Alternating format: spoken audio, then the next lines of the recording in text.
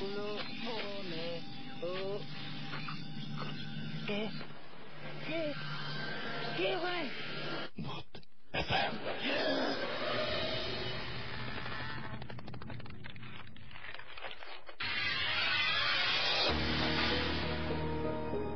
Right ঘড়িতে সময় 11:59 আর শুরু হয়ে গেল ভূত এফএম। আর ভূত এফএম আপনাদের সবাইকে আরো একবার স্বাগত জানাচ্ছি। এবং কয়েকদিন ধরে দেখতে পাচ্ছেন যে ওয়েদারটা খুবই চমৎকার, বিশেষ করে রাতের বেলায় এই ধরনের আলোচনার জন্য খুবই ভালো। এবং আজকে একটু আগেও মনে হচ্ছিল যে কোনো সময়ই নেমে পড়তে পারে বৃষ্টি। নতুন একটা মাস শুরু করেছিলাম আমরা, এবং মাসটার শুরুর দিনে আমরা ভূত এফএম শুরু করলাম, এবং আজকে অলরেডি এই মুহূর্তে 2 তারিখ হয়ে গেল এপ্রিল মাসের। সুতরাং এই মাসে অনেক বেশি হ্যাপেনিং একটা মান্থ। সেটা হচ্ছে যে এখানে এই মাসে আপনাদের পহেলা বৈশাখ আমরা উদযাপন করব, আমরা বিদায় জানাবো নতুন বছরকে।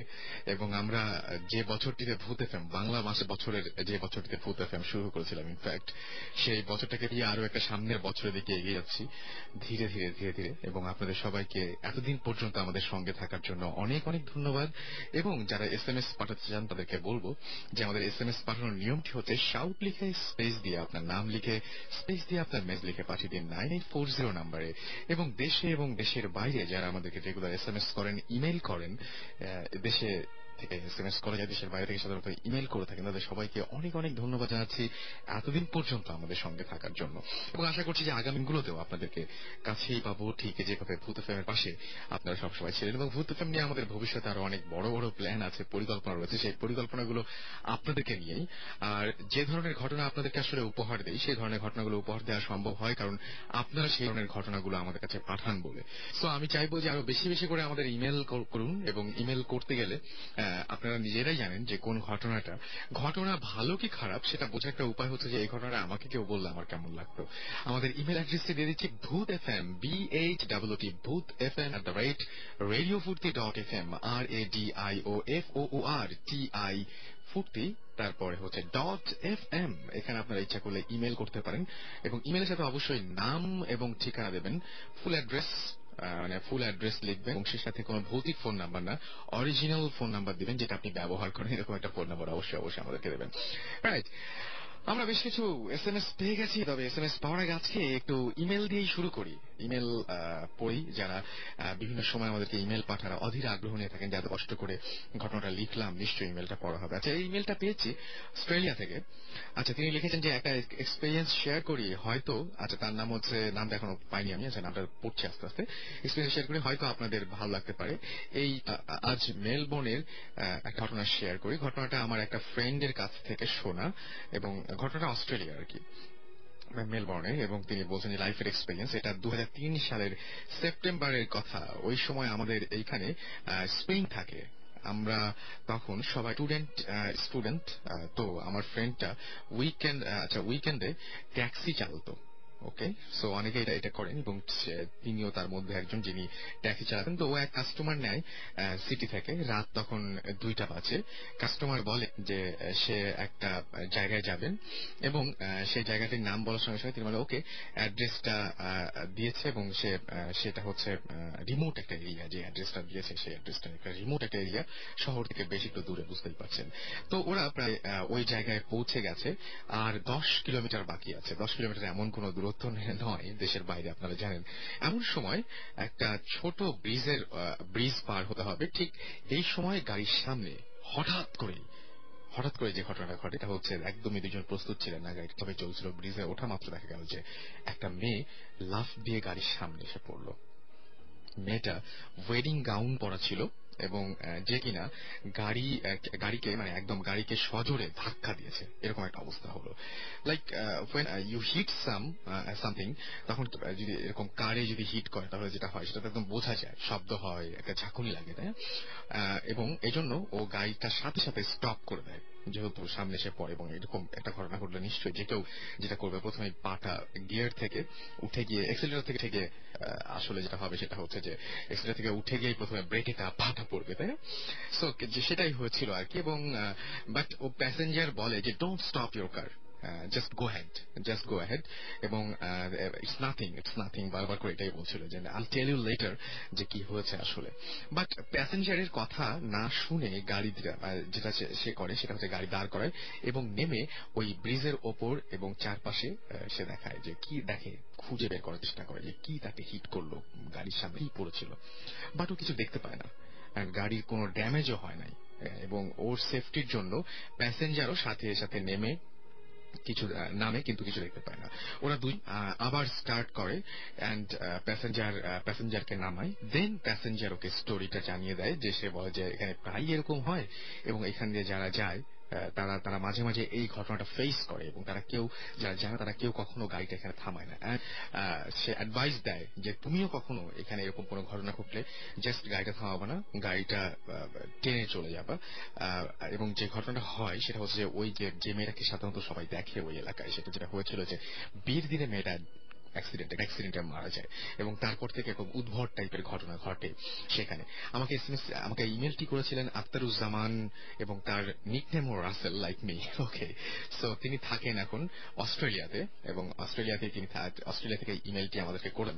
ফোন নাম্বার সবকিছু তিনি দিয়ে দিয়েছেন এবং তিনি বলেছেন যদি কোনো ভ্যারিফিকেশনের দরকার হয় তাহলে আমরা যেন তাকে কল করি বা বেটার আরো যেটা তাকে যেন ইমেল করে কোয়েশ্চেন করি। তো আপনাদের কোনো কোয়েশ্চেন থাকলে এসএমএস এর মাধ্যমে, এই ঘটনা যে শুনলেন এসএমএস এর মাধ্যমে আপনারা জানতে পারেন সেটা। তবে আমি আপনাদেরকে এই ঘটনার মতো একটা ঘটনা বলবো যেটা আমার সাথে ঘটেছিল, শুধু আমার সাথে না, আমার মানে সেদিন গাড়িতে আমরা ঢাকার বাইরে গিয়েছিলাম, পুবাইলে গিয়েছিলাম একটা কাজে এবং পুবাইল থেকে ফেরার সময় গাড়িতে আমরা অনেকজন, প্রায় 4-5 জন হবে। এই ঘটনা আমি একদম ভূত এফএম যখন শুরু করি তখন একবার বলেছি, অনেকে হয়তো মিস করেছেন তার আমি বলছি। সেটা হচ্ছে যে এরকম হয় যে আশুলিয়া দিয়ে আমরা যেহেতু ঢাকাতে তাড়াতাড়ি ফিরতে হবে এবং সবারই কাজ আছে, রাত হয়ে যাচ্ছিল, সো আমরা চেষ্টা করেছিলাম যে আশুলিয়া দিয়ে ফিরবো, ঢাকার উত্তরা দিয়ে না ফিরে একদম মানে এদিক দিয়ে ঢুকে আমরা বাদ দিয়ে চলে আসবো। তো এরকম চিন্তা করা হলো এবং আমরা সরাসরি গাড়িটা নিয়ে আসছিলাম এবং আশুলিয়ার কোনো এক জায়গায় আমরা, মনে হয় এটা ঠিক কোন জায়গাটা আমি মনে করতে পারছি না, তো দুপাশে এরকম পানির মতো ছিল বা ফাঁকা জায়গা ছিল, এরকম একটা জায়গা ছিল বেশ আগে।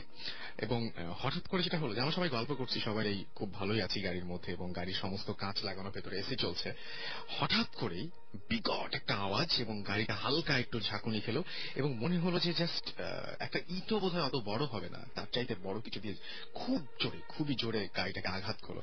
এবং লিটারালি যেটা হলো যে আমার পাশের যে ডোরটা ছিল সেই ডোরে মনে হলো যে এসে গাড়িটা মানে বাড়ি খেলো, গাড়িটায় ওই ইটটা বাড়ি খেলো, ইটার টুকাটা, এবং খুব জোরে শব্দ হলো এবং বুঝতে পারলাম জাস্ট আওয়াজটা থেকে এবং গাড়ির কাঁপুনি থেকে বুঝতে পারলাম যে কত জোরে মারা হয়েছে। আমি সঙ্গে সঙ্গে মানে ডানে বায়ে তাকালাম গাড়ির গ্লাস দিয়ে এবং কিচ্ছু দেখতে পেলাম না, জাস্ট কিছু দেখতে পেলাম না, দেখার কথাও না, এমন না যে মানে চাইলেই আমি দেখতে পারবো, কারণ ঘুটঘুটে অন্ধকার, একদম ঘুটঘুটে অন্ধকার। তো আমার যে ড্রাইভার ছিলেন আমাদের সঙ্গে তিনি বলতেছিলেন যে বারবার করে যে হ্যাঁ এটা কিছু না, এটা এরকম হয় এখানে, আসলে মনে হয় যে এরকম করে ভয়টা দেখিয়ে গাড়ি থামায় তারপরে গাড়ি থেকে সব জিনিসপত্র নিয়ে চলে যায়, এটা মনে হয় কোনো ডাকাত এরকম কিছু একটা হবে। সুতরাং তিনি গাড়ির স্পিড মানে ভয়াবহভাবে বাড়িয়ে দেন এবং তিনি বলেন যে আমার সাথে এর আগেও এরকম বেশ কিছু হয়েছে। আমরা মাজার রোড দিয়ে ঢুকি এবং মিরপুরের কোনো একটা জায়গায় এসে আমরা গাড়িটা, ওই মাজার রোডের কোনো একটা জায়গায় এসে আমরা গাড়িটা থামাই এবং থামিয়ে তারপরে চেক করি ফার্স্ট, মানে এক টানে এসছে ওই পর্যন্ত, এবং নেমে দেখলাম যে তাড়াতাড়ি নামলাম যে জোরে বাড়িটা খেয়েছে এবং ড্রাইভার বলছিল দেখেন দোষটা কিন্তু মানে এটা যদি আপনারা দেখলেন বলে তাই, কিন্তু যদি না হতো, আপনারা না থাকতেন, দোষ তো আমারই হতো, কারণ এই যে এত বড় একটা ইটের টুকরা দিয়ে মেরেছে। তারপরে বাইরে আমরা সবাই মিলে নামলাম এবং নেমে চেক করলাম যেখানে লেগেছিল সেখানে, এবং আশেপাশে কোথাও এক ফোঁটা কোনো আঘাতের চিহ্ন বা কোনো কিছু নাই। আপনারা জানেন, কেউ ট্রাই করবেন না, বাট আপনারা জানেন যে একটা বড় ইট দিয়ে যদি গাড়ির দরজায় আপনি মারেন তাহলে কি অবস্থা হবে। একটা অবশ্যই সেই জায়গাটা অনেকটা মানে ভচকে যাবে, যেটাকে বলে ট্যাপ খেয়ে যায় আর কি। সেই ট্যাপ খাওয়ার কোনো চিহ্ন ছিল না এবং একদমই পুরোপুরি গাড়িটা যেরকম ছিল সেই অবস্থাতে গাড়ির কোন রকমের কোনো ক্ষতি হয়নি। কথা হচ্ছে যে তাহলে সেই ঢিলটা ছুঁড়েছিল কে, আর সেই ঢিলটা এই পর্যন্ত আসলো কিভাবে, বা তাতে কিছু হলো না কেন, আই ডোন্ট নো। এই সব প্রশ্নের উত্তর আমার কাছে জানা নেই, যদি আপনাদের থাকে তাহলে অবশ্যই জানাবেন। যাই হোক, আমরা কিছু এসএমএস করে ফেলি। আমাদেরকে আজওয়াদ লালবাগ থেকে এসএমএস করেছেন এবং তিনি বলছেন যে আজকে এসএমএস না পড়লে আমার খবরই আছে, তিনি এসএমএস পাঠাবেন না। কিছু করার নেই, এসএমএস পড়া হয় না, বাট সবগুলো এসএমএস পড়ার চেষ্টা করি, একে একে পড়ার চেষ্টা করি, এই ইচ্ছা তো থাকেই। আবার অনেকে চান না যে মানে যে এরকম এসএমএস করতে, বাট আমি বলবো যে সত্যি যদি নাও পড়া হয়ে থাকে আপনাদের এসএমএস বা আপনাদের কিছু কিছু এসএমএস গুলো দেখা হয় যখন, তখন আমরা বুঝতে পারি যে হ্যাঁ এতগুলো মানুষ আপনারা ছিলেন আমাদের সঙ্গে, এবং সেই এসএমএস গুলো থেকে আমরা আলাদা করতে পারি কার কি সমস্যা জানতে পারি, কে কি মানে অ্যাডভাইস করছেন সেই অ্যাডভাইস গুলো জানতে পারি। সো এসএমএস করবেন, অবশ্যই করবেন। মাইকেল লিখেছেন যে তিনি প্রতি সপ্তাহেই ভূত এফএম শোনেন, বাট সেটা হচ্ছে যে এসএমএস করেন, এসএমএস পড়া হয় না। এই একই অভিযোগ মাইকেল, সরি, এটা পুরোপুরি মানে কি বলবো যে আমাদেরই ব্যর্থতা বলবো। আনাস লিখেছেন মিরপুর 2 থেকে তিনি লিখেছেন যে আমার এক ফ্রেন্ড ভূত এফএম এর লাস্ট 5 এপিসোড তিনি শুনতেন না, ঠিক শুরু যখন হয় তখন তিনি ঘুমিয়ে, আবার যখন শেষ হয় তখন আবার তিনি জেগে ওঠেন। আসলে আমার যেটা মনে হয়, আপনার বন্ধুকে ভালোভাবে জিজ্ঞেস করেন, ঘুমটা আসলে কোনো ভৌতিক কারণে বা অলৌকিক কারণে হয় না। যেটা হয় যে ভূত এফএম শুনলে বোধহয় বেশি ভয় লাগে, ওই জন্য উনি ঘুমের ভান করে পড়ে থাকেন যাতে বেশি ঘটনায় বেশি আমাকে বেশি ঘাটিও না, এরকম একটা ব্যাপার। তারপর জেগে ওঠেন, বা শুনতে মানে চান না বলেই হয়তো জোর করে সময় ঘুমিয়ে পড়েন, এরকম কিছু হতে পারে, আই ডোন্ট নো। জিৎ লিখেছেন যে সামনে এইচএসসি এক্সাম, দোয়া করবেন। ডেফিনেটলি দোয়া তো করি, এবং আশা করছি যারা ভূত এফএম এর সঙ্গে আছেন তারা অনেক অনেক ভালো রেজাল্ট করবেন, অনেক ভৌতিক ভালো লৌকিক ভালো রেজাল্ট করবেন আর কি, অলৌকিক পরীক্ষা দেবেন। দিশা লিখেছেন যে আচ্ছা সেটাই, মানে সবাই একটু চেষ্টা করেন না, যদি একটা মানে কেউ আপনাকে ভাবেও নি তারপরে আপনি খুব ভালো রেজাল্ট করে ফেলেন, অনেক বেশি ভালো, এত ভালো করার কথাই ছিল না, বা ভূত এফএম যারা শোনেন তারাই সবচেয়ে ভালো রেজাল্ট করলেন, তাহলে কি হবে, এটা হবে অলৌকিক, একটা মানে একটা প্রমাণ করার সুযোগ পাবো আমরা, রাইট? নিশা লিখেছেন যে আমি নিয়মিত ভূত এফএম শুনি, বিকজ আমার খুব ভালো লাগে এবং খুব ভয় পাই। আমরা ভয় পান এটা শুনে খুব ভালো লাগলো, তার মানে হচ্ছে আমরা যা করছি তার থেকে কিছুটা হলেও ওকে। লহ মালিক উত্তরা থেকে যে ভাইয়া ভূত এফএম আমার অনেক প্রিয়, বাট ভাইয়া আমার একটা কোয়েশ্চেন আছে। ওকে, কোয়েশ্চেন আছে যে যাকে অতৃপ্ত আত্মা বলি তার তো কোনো অস্তিত্ব নেই, বিকজ মৃতরা যেভাবেই মরুক না কেন তারপরে আর কিছু লিখতে পারেননি, এসএমএসটা আসেনি। আমি বুঝতে পারছি আপনি বুঝেছেন না, আমরাও কিন্তু এটা প্রমাণ করিনি যে অতৃপ্ত আত্মারাই এরকম প্যারানরমাল ঘটনা ঘটায়, আমি কিন্তু সেটা একবারও বলিনি, তাই না?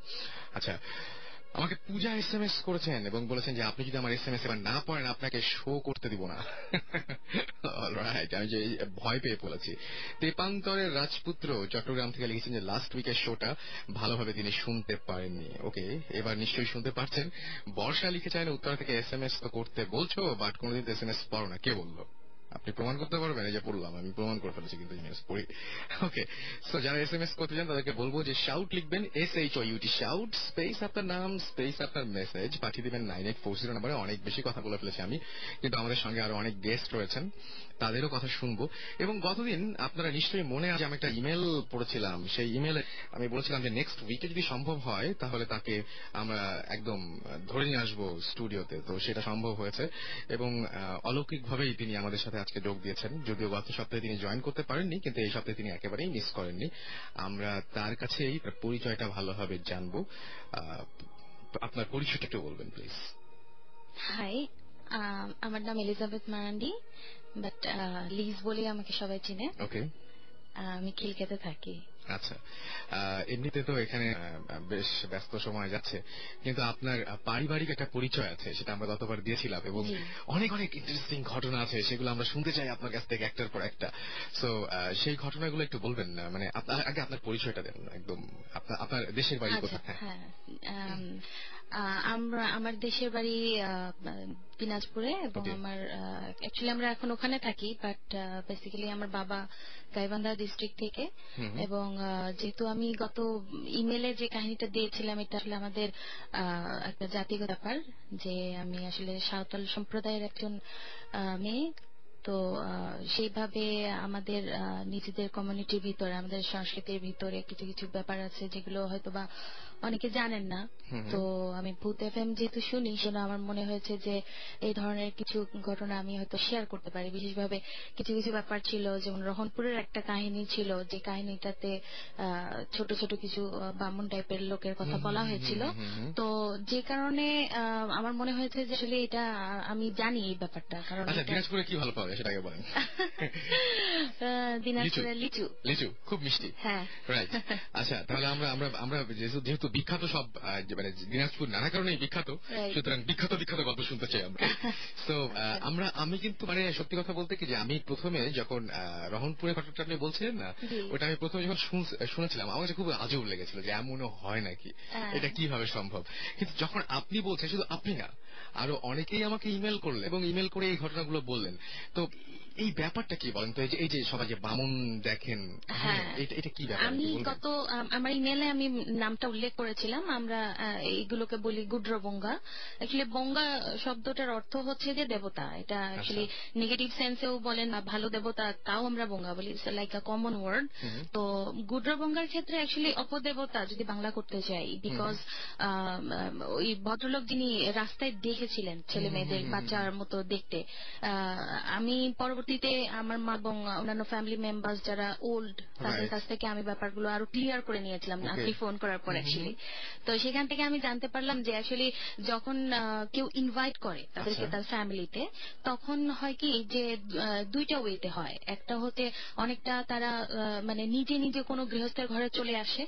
হ্যাঁ, এটাও হয়, তারা নিজেরা চলে আসে জাস্ট ফর শেল্টার টাইপের কিছু। এটাতে কোনো রিচুয়াল কোনো কিছু দরকার নেই। এটাতে রিচুয়াল কোনো কিছু দরকার নেই। আর আরেকটা হয় যেটা হলে অনেক সময় রাস্তাঘাটে যখন দেখা যায় এরকম বাচ্চা টাইপের কিছু খেলতেছে, তখন কেউ যদি মানে ইন্টারেস্টেড হয়, তখন তারা বলে যে বাচ্চাটা তো খুব সুন্দর, আমি বাসায় নিয়ে গেলে কি যাবে আমার সাথে, এভাবে মানে একটু ইনভাইট করতে হয়। তখন হয় কি সে ওই পিছে পিছে তার চলে যায়, এবং যখন চলে যায় তো আমি যতটুকু জানি যে তারা ঘরেই থাকে, মানে এরকম না যে তারা মানে বাইরে কোনো লোক গেস্ট বা কেউ গেলে সহজে দেখতে পায় না। এবং যেহেতু এগুলো অপদেবতা সাধারণত রাতের বেলা একটা অ্যাক্টিভ হয় বেশি, তো দেখা গেছে এরকমও কাহিনী হয় যে মানে আমাদের মধ্যে একটা রিচুয়াল আছে যেটা হয়তো আমি আগে জানতাম না, কিন্তু দেখছি কিন্তু বুঝতাম না কেন কাহিনীটা হয়। সেটা হলো যে আমরা যখন এক বাসা থেকে আর অন্য গ্রামে মনে করেন যে বেড়াতে গেলাম, তখন দেখা যায় যে আমরা সাথে করে এক বোতল সরিষার তেল নিয়ে যাই। এটা মানে একটা রিচুয়াল, বিকজ ঘুমানোর আগে যারা এটা জানে মানে তারা করে কি ওই গায়ে হাতে পায়ে একটু সরিষার তেল লাগায় নেয়। এটার অর্থ হলো যে ওই বুঙ্গারা আবার এই গন্ধটা সহ্য করতে পারে না। আচ্ছা, এটা কিন্তু শুধুমাত্র আপনি যেটা বলছেন যে আপনাদের ধর্ম বলেন বা সম্প্রদায় যেটা বলেন, এটা কিন্তু শুধু তাই না, আমি আজকেও এরকম হবে শুনবো আমরা যে এই যে জিন টিন যেগুলো আমরা বলি, জিনের কথা বলি আমরা, জিনটার সময় অনেকে বলেন যেরকম নাকে সরিষার দিয়ে দেয়, সরিষার তেল মনে হয় এই ধরনের মানে আমি ঠিক জানি না, মানে যারা অলৌকিক কিছু তাদের সাথে মনে হয় সরিষার তেলের একটা দাকুর্মা সম্পর্ক আছে। সরিষার ভূত একটা কথা আছে, সরিষার সাথে একটা রিলেশন নিশ্চয়ই হয়তো আছে। তো এই সরিষার তেলটা মাখা হয়। তো মানে এটা আমার নানির একটা কাহিনী, যেটা খুবই এটার মতো মানে একটা নতুন এই টাইপের। তো এখানে উনি মানে বিয়ের দাওয়াত দিতে গেছিলেন। আমাদের মধ্যে আবার বিয়ের দাওয়াত কার্ডে দেওয়া যায় না, নোবডি উইল কাম, তো নিজেকেই যেতে হয়। সো ওইভাবে গেছিলেন, মানে সাথে একজন আরেক মহিলা ছিল আর ওর একটা ছোট বাচ্চা ছিল। তো মানে ওটা বাড়ির লোকের যে গৃহস্থের, তার তো শিশু সন্তান হলে তো তারা তাকে খাবেই, বাট অন্য কোনো মেহমান আসলে তাদের সাথে যদি কোনো বেবি থাকে, সেটাকেও তারা মানে একটা খাওয়ার চেষ্টা করে আর কি, অপদেবতারা। তো ওরা এরকম ফ্লোরিং করা হয়েছে, মাটির ঘর। তো ফ্লোরিং করার পরে দেখা গেছে যে মানে অনেক রাতে ওনারা সবাই ঘুমাচ্ছেন, তো গ্রামের লোকের ঘুমতে একটু পাতলা হয় আর কি। তো ওরা শুনেন যে মানে ওই যে বাড়ির মালকিন, তার কাছে একই ফ্লোরে আর কি, তো ওকে আসে এক মানে বাচ্চার ভয়েসে আর কি বলতেছে যে মানে আমাদের ভাষায় বলতেছে আর কি যে খিরেং জমা, ক্ষীরা মানে ক্ষীরা, হ্যাঁ। তো তার মানে বলতেছে মা ক্ষীরা খাবো। এটার অর্থ হলো মানে ক্ষীরাকে তারা সবসময় মিন করে বাচ্চা, মানে যেহেতু সাইজটা বেবিদের একটু ওরকমই, তো তারা ওইরকম করে বলতেছে। তো এই কথা শুনে তো মানে এনারা তো সব বুঝছে যে কাহিনীটা কি। তো ওই ভদ্রমহিলা যিনি আর কি বাড়ির মালকিন ছিল, উনি ধমক দিয়ে আর কি পাঠাই দিচ্ছে যে মেহমানেরা এদেরকে কি করতেছে কেন, যাও, একদিনের জন্য আসছে, এরকম করে ভাগাই দিছে আর কি। তো এই ঘটনাটা খুবই রিয়াল। এবং এখন আচ্ছা, এই ব্যাপারটা এই যে মানে আপনি যেটা বলছেন, আমি তার সাথে একটা জিনিস খুব জানতে ইচ্ছা করছে যে যারা গৃহকর্তা থাকেন, তারা কি এদেরকে আসলে মানে মেনটেন করতে পারেন? মেনটেন মানে কি যে কমেন্ট করতে পারেন বা তাদের কন্ট্রোল করতে পারেন? হ্যাঁ, অবশ্যই পারেন। কারণ এটা হচ্ছে যে কমেন্টটা কি, এরা হচ্ছে যে একা একা তো কিছু করতে পারে না। এরা তো মানে ক্ষুধার্ত হয়ে যায় খাওয়ার জন্য। তো এরা ধরেন যেটা প্যারাসিট টাইপের, কারো উপরে নির্ভর না করলে এরা কি আসলে সার্ভাইভ আচ্ছা। করতে পারে না। সো প্রতিদানে তারা ওই যে যেটা আমি বলেছিলাম যে তারা আসলে ওই অন্য গৃহস্থের বাড়ি থেকে, তো কমান্ডের ব্যাপারটা এরকম ভাবে আসে যদি ওকে বলে যে ওর বাসা থেকে তুমি আজকে আমাকে চুরি করে এনে দাও, মানে অনেক সময় শত্রুতাও থাকতে পারে। তো তখন করে কি যে ওদের কাছে ছোট ছোট মানে স্বর্ণের ছোট ছোট মানে বাটি টাইপের থাকে। ওরা করে কি দুই একটা চাল বা দুই একটা পয়সা যেটাই পায় ওইভাবে চুরি করে বাবা মার কাছে এনে দেয়। তাতে হয় কি, মানে এটা আমার মাও দেখেছেন এরকম কাহিনী যে মানে তারা আস্তে আস্তে দেখা যায় যে দরিদ্র হয়ে পড়েন এবং হতদরিদ্র হয়ে পড়েন, কিন্তু উল্টা দিকে মানে অপরপক্ষ তারা মানে খুবই মানে অনেক সম্পদ কোনো না কোনো ভাবে তারা মানে যেই কাজই করে দেখা যায় যে ভালো হয়। কিন্তু সমস্যাটা নেই যে তাকে কন্টিনিউয়াসলি তাকে লালন করতে হবে, খাওয়া দাওয়ার একটা ব্যাপার করতে হবে। হ্যাঁ, ভয়ঙ্কর, খুবই ভয়ঙ্কর। এবং এটা সাধারণত দেখা যায় যে এটা এই কারণেই দেখা যায় যে অনেক জায়গায় মানুষ জানে শুনে যায় না, কারণ জানে যে তার বাসায় এরকম একটা ব্যাপার আছে। হ্যাঁ, তো এই খারাপ ব্যবহার করে না তাদের সাথে, মানে একটা ব্যাপার আছে আর কি। মানে আমরা যেমন আমরা নিজেরাই আমার দাদার বাড়িতে যাই না, আমার মা খুব ভয় পান এই সমস্ত ব্যাপার।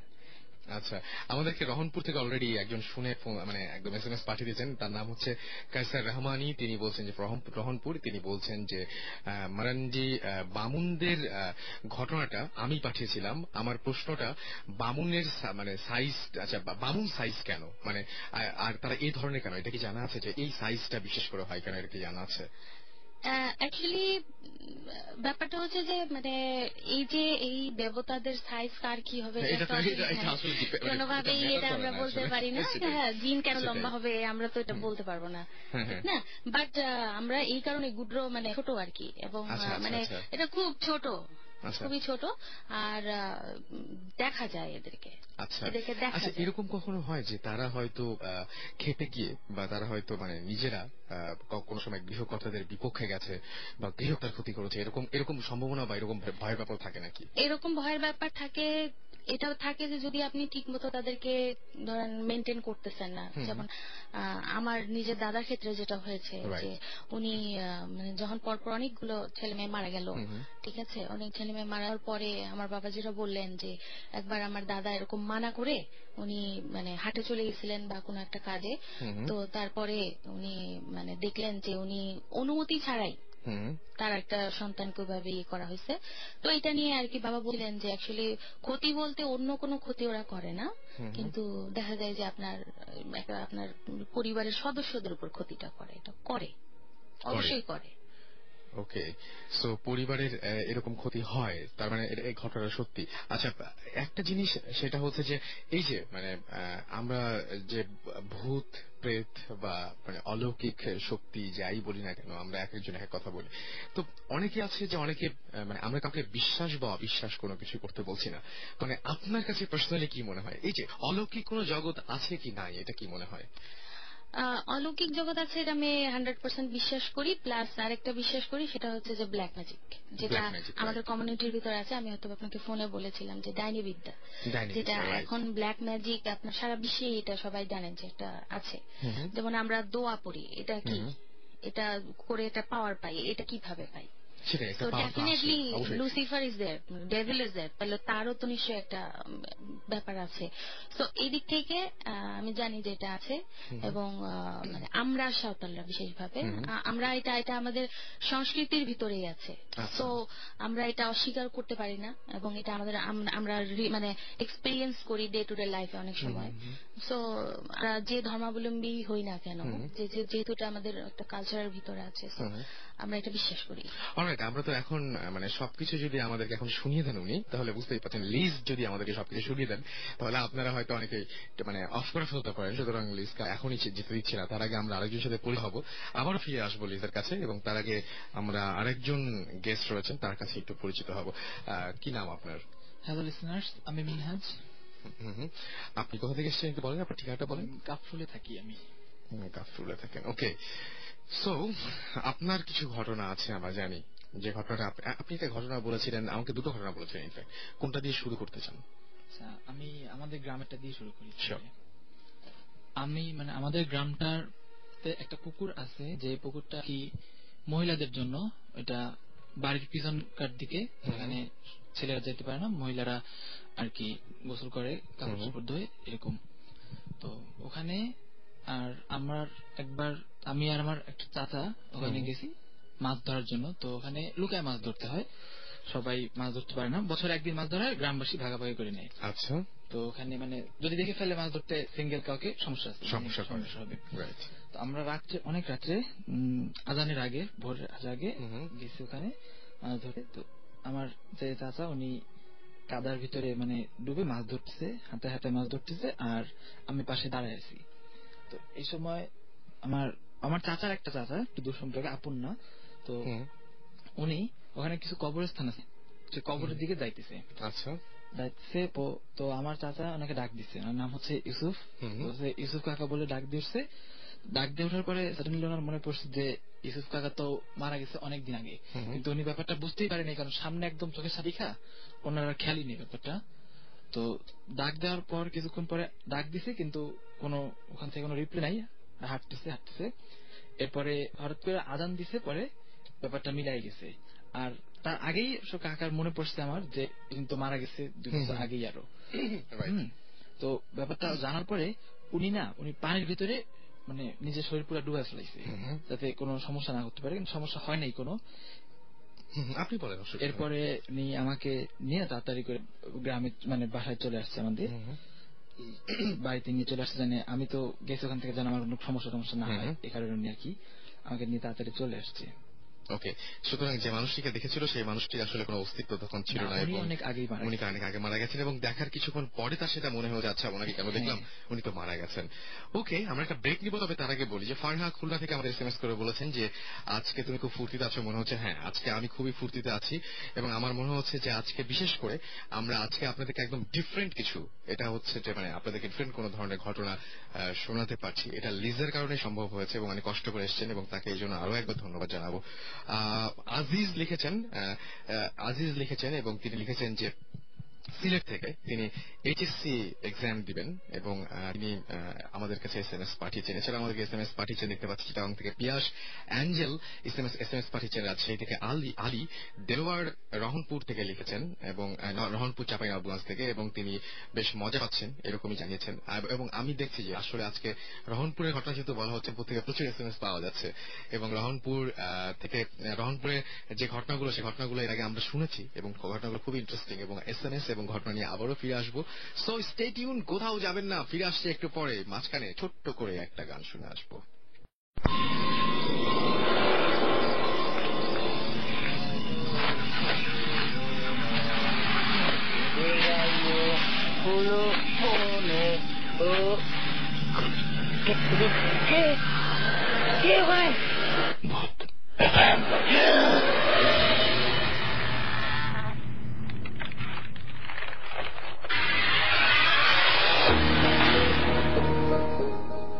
দ্যাটস রাইট, শুনছেন সবসময় রেডিও ফুর্তি, সাথে আছি রাসেল, চলছে ভূত এফএম।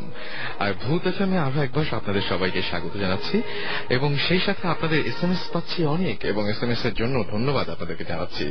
আর সেই সাথে এসএমএস তো পড়বই, তবে তার আগে ছোট্ট করে আরো একটা ইমেল পড়ে ফেললে মনে হয় ভালো হয়। তো একটা ইমেল পড়ে ফেলি।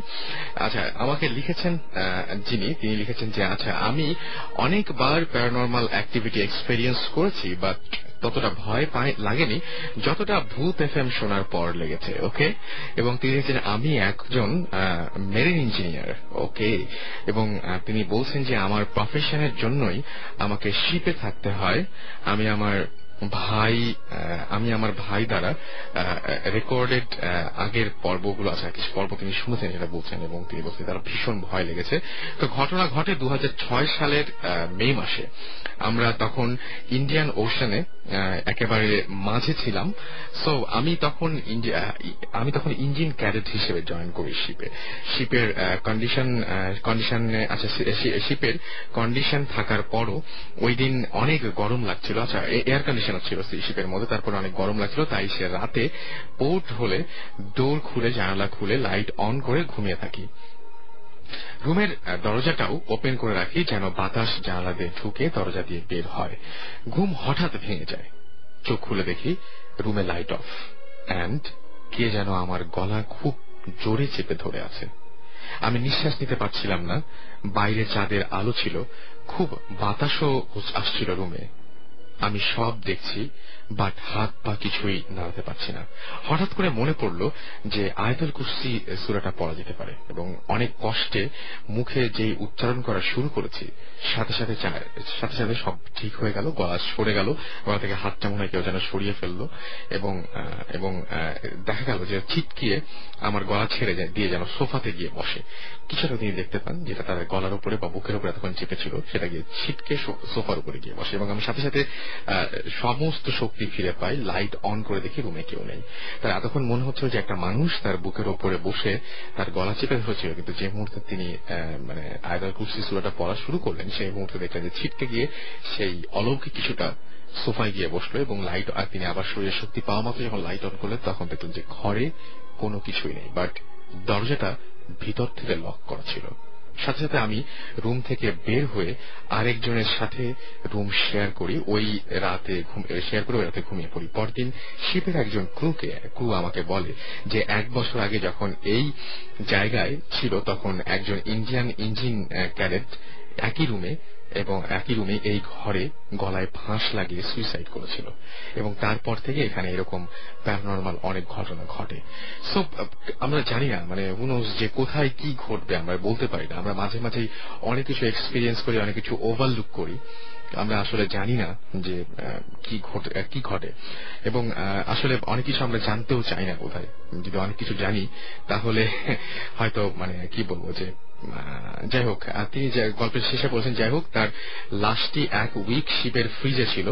যখন পোর্ট খালাস করা হয় তখন তার লাশটিও আর কি নামিয়ে ফেলা হয়, এবং সেটার জন্য হয়তো এরকম প্যারানরমাল একটা ঘটনা ঘটেছিল।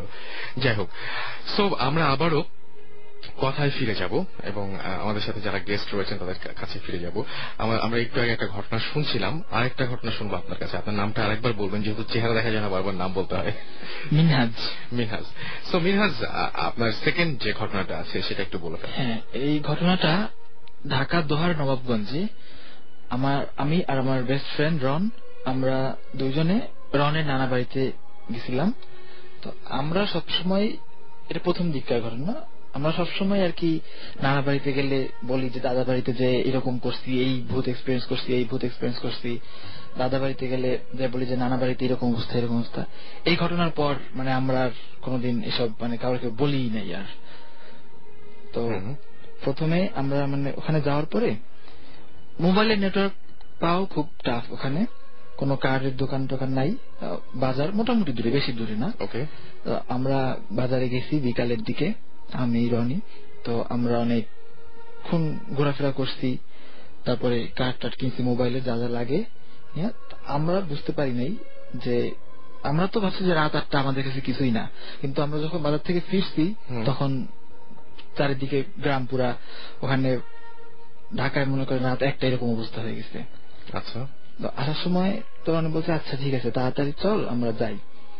তো আমরা আসতেছি, তার রাস্তা দিয়ে আসলে অনেক দূর, বেশি অনেক বড় একটা মাঠ, ওই পুরা মাঠটা ঘুরে আসতে হবে রাস্তা দিয়ে আসলে। তো আমরা বলছি যে আচ্ছা ঠিক আছে আমরা মাঠের মাঝখান থেকে ক্রস করে যাই শর্টকাট নিয়ে। ঠিক আছে, আমরা নামছি মাঠের মাঝখান থেকে, আমরা যাইছি। রন একটু সামনে, আমি একটু পিছনে। আচ্ছা, তো রন একটু পরে রন থেমে গেছে, আমি ওর পাশে যে থামছি। রন আমাকে বলছে যে শুনলি? আমি বললাম যে হ্যাঁ আমি শুনলাম, কি ব্যাপার? পরে আমরা একটু তাকাইলাম, রন আগে তাকাইছে, বলতেছে যে একটা মহিলা গাছের নিচে বসে কাঁদতেছে। আমি রনকে বললাম যে ব্যাপারটা তো খারাপ অবশ্যই, এখন দৌড় দিস না। আচ্ছা, দৌড় দিতে কেন নিষেধ করলেন? না, আমার কাছে মনে হয়েছে যে যদি খারাপ কিছু হয় হয়তো বা এখন আমাদেরকে টের পায় নাই, আমাদের উপস্থিতিটা সে টের পায় নাই, দৌড় দিলে টের পাওয়া যাবে। আর আমরা বাড়িটা মোটামুটি তখন অনেক দূরে, আমরা পৌঁছানোর আগেই ধরে ফেলবে আমাদেরকে, কারণ যেহেতু অন্যরকম প্যারানরমাল কিছু হয় আমাদেরকে ধরে ফেলবে। তো এই জন্য তো রন আমাকে বলতেছে যে আচ্ছা ঠিক আছে। আমরা দাঁড়াইছি, নড়াচড়াও করতেছি না, যে কোনোভাবে যেন ওর দৃষ্টিতে না পড়ি। আচ্ছা, সামনে একটা একটু দূরে, বেশি দূরে না, একটা বাড়ির মতো ছিল। তখন বলতেছে আচ্ছা ঠিক আছে, ওইখানে দৌড় দিয়ে ঢুকে যাই, এরপর আগে ঢুকে যাবো। আমরা দুজন তাড়াতাড়ি করে ঢুকে গেছি। আর আমাদের তো অবস্থা এমনি ভয়, মুখ দেখে বোঝা যাইতেছে আমরা কতটা ভয় পেয়েছি। এটাই প্রথম আমাদের জীবনে। তো ওই মহিলাটা আমাদেরকে দেখেই বুঝতে পারছি যে আমরা এরকম কিছু একটা দেখেই ঘরে ঢুকছি। তো মহিলাটা আমাদের বলতেছে যে কি ব্যাপার, এরকম কিছু দেখছো নাকি? আমি বললাম যে হ্যাঁ। প্রথমে সে আপনারা দেখেছেন কিনা এই ঘটনাটা সে জানতে চাচ্ছে। হ্যাঁ, মহিলাটা বুঝতে পারছে যে আমরা এরকম কিছু হয়তো দেখে আসছি। বলতেছে কি ব্যাপার, এরকম কিছু দেখছো নাকি? তো আমরা বললাম যে হ্যাঁ। বলে যে এটা তোমরা এখান থেকে আসছো কেন, তোমরা কি জানো না? এটা তো গ্রামের সবাই জানে। তো আমরা বলছি না খালাম্মা, আমরা তো এই ব্যাপারটা জানি না, আমরা তো ঢাকা থেকে আসছি, আমরা অমুক বাড়িতে থাকি, অমুক বাড়িতে আসছি আমরা। ব্যাপারটা আসলে মানে গ্রামের লোক কম বেশি সবাই জানে, দেখছে যে এরকম একটা মহিলা এরকম গাছের নিচে বসে বসে কাঁদে বা এরকম। তো আমার আর মানে আমার জানতেও ইচ্ছা করে না যেটা কেন কেন এরকম মহিলা এরকম বসে থাকে বা কিছু। রন জিজ্ঞেস করছে যে কি ব্যাপার খালাম্মা, এরকম কেন? তো মহিলাটা বলতেছে যে এর যে একটা বাচ্চা আছে ছোট, এর হাজবেন্ড নেই, ছোট বাচ্চা একটা, সে পানিতে পড়ে মারা গেছে। বাচ্চাটা পানিতে পড়ে মারা যাওয়ার পরে তো মহিলা নিজে মানে মহিলাও কষ্টে মারা গেছে আর কি। মারা যাওয়ার পরে ওই যে গাছটার নিচে তোমরা মহিলাটাকে দেখছো বসে থাকতে, ওই গাছের নিচে ওই মহিলার বাচ্চাটাকে কবর দেওয়া হয়েছে। মহিলাটার কবর অন্য জায়গায়, এখানে না, কিন্তু মহিলাটা এখানে প্রায় ওই বাচ্চার কবরের উপরে গাছের নিচে বসে থাকতে দেখা যায়। আচ্ছা, অনেকেই মানে গ্রামের লোকজন দেখতে পারে, এজন্য আর কি ওখান থেকেও আসে না। আর কোনদিন মহিলারা বলছে যে কোনদিন কারো ক্ষতি করছে এরকম কেউ শুনে নাই। হ্যাঁ, আর মহিলারা আমাদেরকে একটা নিজের অপিনিয়ন জানিয়েছে যে আমার মনে হয় যে ক্ষতি কারো করবে না, কারণ ওর বাচ্চাটা কেউ মায়ের ফেলায় নাই, এমনি পানিতে পড়ে মারা গেছে, তো কারো দোষ নেই এখানে যে সে মানুষের ক্ষতি করবে। সে নিজেই ওখানে মানে শোকে, সে নিজেই ওখানে মানে বলতে পারতেছে না, এই জন্য ওখানে বসে আর কি সে কাঁদে।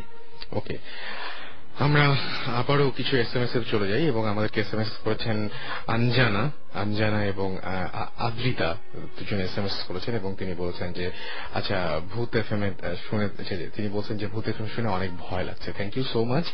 জামিল লিখেছেন সিলেট থেকে, এলিজাবেথ তাকে বলেছেন যে অনেক মানে ভালো লেগেছে তার ঘটনা, বুঝতেই পারছি তার SMS-টি পড়ি। গাজী লিখেছেন যে আচ্ছা ভাইয়া আপনার SMS-টা পড়েন না কেন, যে পড়ে ফেললাম SMS। আমাদেরকে এছাড়াও মিজান রানা লিখেছেন যে তারা অনেক এনজয় করছেন, thank you so much. Moutusi লিখেছেন যে আমি আমাদের বাসার কথা বলছি, আমার বাবা রাত 4টায় তাদের একজন মারা গেছে এন্ড আমাদের বাড়িতে কোনো মানে ছেলে ছিল না, আই থিঙ্ক যে আমাদের বাসায় ব্ল্যাক ম্যাজিক আছে। ওকে, সো আপনি একটা কাজ করতে পারেন, আপনার ঘটনাটা বড় করে লিখে আপনি ইমেল করতে পারেন bhootfm@radiofurti.fm। আর যারা এই মুহূর্তে জয়েন করলেন তাদেরকে বলবো আমাদের SMS করার নিয়মটা হচ্ছে শাউট লিখে SHOUT শাউট লিখুন, তারপরে স্পেস দিয়ে আপনার নামটি লিখুন এবং স্পেস দিয়ে আপনার মেসেজ লিখুন, তারপরে পাঠিয়ে দিন 9840 নাম্বারে। আচ্ছা, মাসুম শ্যামলী থেকে লিখেছেন আমাদেরকে যে তাদের সাথে একটা ভূত থাকে। ওকে, মানে এটা খুবই ভালো একটা ব্যাপার। অপু আমাকে SMS করেছেন এবং অপু SMS করেছেন মহাখালী থেকে, না মহাখাল এখান থেকে SMS করেছেন। আচ্ছা, সজল বরিশাল থেকে SMS করেছেন। অভি আমাদের চট্টগ্রাম থেকে SMS করেছেন। শিশির থ্যাঙ্কস জানিয়েছেন, তারা ভূত FM শুনতে পাচ্ছেন এই জন্য। রথিন রাজশাহী থেকে SMS করেছেন আমাদেরকে, জানতে চেয়েছেন সুমন সাকিব ভাইরা কই। ওকে, আর মোস্ট ওয়ান্টেড ভূত তিনি আমাদের SMS করে বলেছেন যে ভূত স্ট্রিম কি আসবে, আজকে আসার কথা, দেখা যাক কি হয়। টুম্পা খুলনা থেকে SMS করেছেন এবং তিনি বলেছেন যে SSC এক্সাম দিচ্ছেন তারা, এক্সামের আগে ভূত FM মানে শোনাটা ঠিক হবে কিনা আমি ঠিক বুঝতে পারছি না, মানে SSC এক্সামের মাঝখানে বা মানে যাদের এক্সাম রয়েছে তাদের একটু অ্যাভয়েড করা উচিত। আচ্ছা, এছাড়া আমাদেরকে সুষমা SMS করেছেন, আমাদেরকে SMS করেছেন ইয়া স্যার, আমাদের SMS করেছেন রুহি, আমাদেরকে SMS করেছেন অনিক ভূতের বাপ, SMS করেছেন আমাদেরকে অহনা ধানমন্ডি থেকে। এছাড়া আমাদেরকে SMS করেছেন রহমান, আচ্ছা স্যাম রহমান, না স্যাম রহনপুর থেকে। ওকে, সো যারা এখন SMS পাঠাননি বা পাঠাতে চাচ্ছেন তাদেরকে বলবো যে শাউট লিখে স্পেস দিয়ে আপনার নামটি লিখে স্পেস দিয়ে আপনার মেসেজটি লিখে পাঠিয়ে দিন 9840 নাম্বারে। আমরা আবারও এলিজাবেথ আপনার কাছে চলে যাব। আপনার নিজের এমনিতে আপনি বললেন যে অনেক ঘটনা বললেন, সেই ঘটনাগুলো আরো মানে নিজের ঘটনা বলতে বলতে হয়তো আরো কিছু ঘটনা মনে আসবে, মাথায় আসবে, তখন আপনার নিশ্চয়ই শেয়ার করবেন। তো মানে এমনিতে নিজে কোনোদিন কোনো কিছু এক্সপিরিয়েন্স করেছেন এরকম কোনো কিছু? হ্যাঁ, আমি কয়েকবারই এক্সপিরিয়েন্স করেছি। তার মধ্যে একটা এক্সপিরিয়েন্স আছে যেটা মানে আমি খুব স্পষ্টভাবে মানে এখনো খুব ফিল করি। আর যেহেতু এটা আমি মানে কয়েক বছর আগের ঘটনা, তো আমার খুব পরিষ্কার ভাবে মনে আছে। আচ্ছা। তো সেই সময় আমি ইউনিভার্সিটিতে পড়তাম, আর এটা ইন্ডিয়ার একটা ইউনিভার্সিটি ছিল, আর আমি থাকতাম একটা মেসে। আচ্ছা। এবং আমার এই ম্যাচটা ছিল একটা বড় একটা পাড়ার মানে একদম কর্নারের একটা বাসা। এবং বাসাটা ছিল টোটালি মানে একটা দোতলা বাসা, কিন্তু বাসাটা অনেকটা দেখলে মনে হবে একদম কর্নারে একটু বিরাট এক আম গাছের নিচে ছোট্ট একটা দোতলা। এবং কেউ বাড়িওয়ালা থাকতেন না, মানে অনেকটা নিচতলাটা পুরা ধুলা টোলা একদম পুরা অ্যাবান্ডন্ড আর কি। তো সেই রকম একটা বিল্ডিং এর দোতলায় ছিল। হঠাৎ করে এরকম কোনদিন মাথায় আসেনি, চিন্তা হয়নি যে এরকম কেন?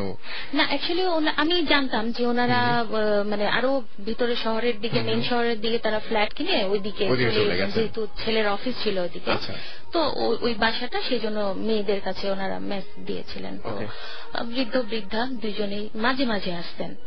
তো এবং পাড়ার মানে আমার বাসাটা ছিল আসলে একটু দিনের বেলায় গেলেও মনে হবে যে খুব নির্জন একটা জায়গা, বিরাট এক আম গাছের নিচে, সামনেও কোনো বাড়ি নেই, ছোট একটা মাঠ মতো, তার কোনায় একটা ছোট্ট মন্দির। হ্যাঁ, কিসের মন্দির তা আমি জানি না, একটা মন্দির। তো প্রায় সময় দেখা যেত যে যেহেতু আমি বাংলাদেশের, তো অনেক সময় ছুটি ছাড়া আমি আসতে পারতাম না, বাট আমার যারা মেসে যারা ছিলেন, রুমমেটস এবং অন্যান্যরা যারা ছিলেন, তারা ছুটি হলে চলে যেতেন। আচ্ছা। তো সেই সময় মানে দিওয়ালির কাছাকাছি একটা সময়, ওই সময় তো একটা বড় ধরনের ছুটি থাকে, তো সেই সময় আমি দেশে আসতে পারিনি, আমি ছিলাম একা। ওখানে একা ছিলাম। আমার রুমে একজন মেয়ে ছিল বোম্বের, আরেকজন ছিল মহারাষ্ট্রের একটা জায়গায়। তো তারা চলে গেছে। চলে যাওয়ার পরে আমি সারাদিন মানে ইচ্ছা মতো ঘোরাঘুরি করতাম, কলেজ নাই, কিছু নাই, রাতেও অনেক রাত পর্যন্ত জেগে থাকতাম। তারপর মানে ভয়টাই পেতাম না আর কি। তো ভয়টাই পেতাম না। তো এইভাবে কয়েকদিন থাকার পরে, ওখানে একটা সমস্যা ছিল যে মানে বাথরুম এবং টয়লেটটা ছিল বাইরে ব্যালকনির সাথে। তো যার কারণে খুব একটু সাবধান থাকতে হতো, যে গেলে কেউ নাই, যেহেতু লক করে রুম লক করে যাওয়া লাগতো, একটু ঝামেলা ছিল। তো একদিন রাত্রে আমি মানে বেশ ঘুমিয়ে পড়েছি। তো মানে আমার একটা বদনাম আছে আর কি, যে ঘুমিয়ে গেলে আমার কোনো কিছু হুঁশ থাকে না, খুব গভীর ঘুম। তো এইরকম অবস্থায় হঠাৎ করে আমার মনে হলো যে আমার কানের কাছে কেউ জানি মানে একটা গরম নিঃশ্বাস টাইপের একটা কিছু মানে পাইলাম আমি। তো যেহেতু দিওয়ালি টাইমে তো মোটামুটি ভাবে একটু শীত হালকা থাকে, মানে অতটা গরম থাকে না, জানালা বন্ধই ছিল। তা আমি মানে এরকম বেশ কিছুক্ষণ মনে হলো ফিস ফিস করে কেউ কথা বলছে। তো এটা শোনার পরে মানে আমার হঠাৎ করে ঘুমটা ভেঙে যায়। ঘুমটা ভেঙে যাওয়ার পরে আমি মানে একটু চমকে যাই। আমি চিন্তা করি কি দরজাটা কি বন্ধ করে ঘুমালাম নাকি খোলা ছিল। তো এইটাই প্রথমে আমার মাথায় আসে। তো আমি দেখি, লাইটটা জ্বালায় দেখি যে দরজাটা বন্ধ। তো তারপরে আমি বললাম যে দূর কিছু না বলে আমি আবার শুয়ে পড়ি। শুয়ে পড়ার পরে কিছুক্ষণ পর আবার মনে হয় যে আমার পাশ দিয়ে কেউ হাঁটাহাঁটি করছে। হ্যাঁ, কিছুক্ষণ পর পর আমার কানের কাছে এসে কিছু বলছে, এরকম একটা মানে ফিলিং আমার মধ্যে হচ্ছে। তো তারপরে আমি আবার উঠলাম, লাইট জ্বালালাম, দেখি যে কেউ নেই। তো এইবার আমি লাইট অফ না করেই আবার শুয়ে পড়লাম। তো দেখি কিছুক্ষণ পরে আবার আমার কানের কাছে মনে হয় যেন ফিস ফিস ফিস ফিস করে কি বলছে, সেটা আমি বুঝতে পারছি না, বাট বলছে। তো এটা বলার পরে তো আমার একটু মানে বিরক্তি ভয় দুটোই কাজ করছে। তো আমি পাশের রুমটা চেক করলাম, ভাবলাম কি যে হয়তো ভুল করে আমি দরজা খুলে রাখছি, কেউ হয়তো ওই রুমে ঢুকে লুকিয়ে পরে আমাকে ভয়টা দেখাচ্ছে। তো যার ফলে আমি পাশের রুমে গেলাম। পাশের রুম তো অন্ধকার ছিল, লাইট জ্বালিয়ে বেডের নিচে টিচে সব দিকে চেক করলাম, না কেউ নাই।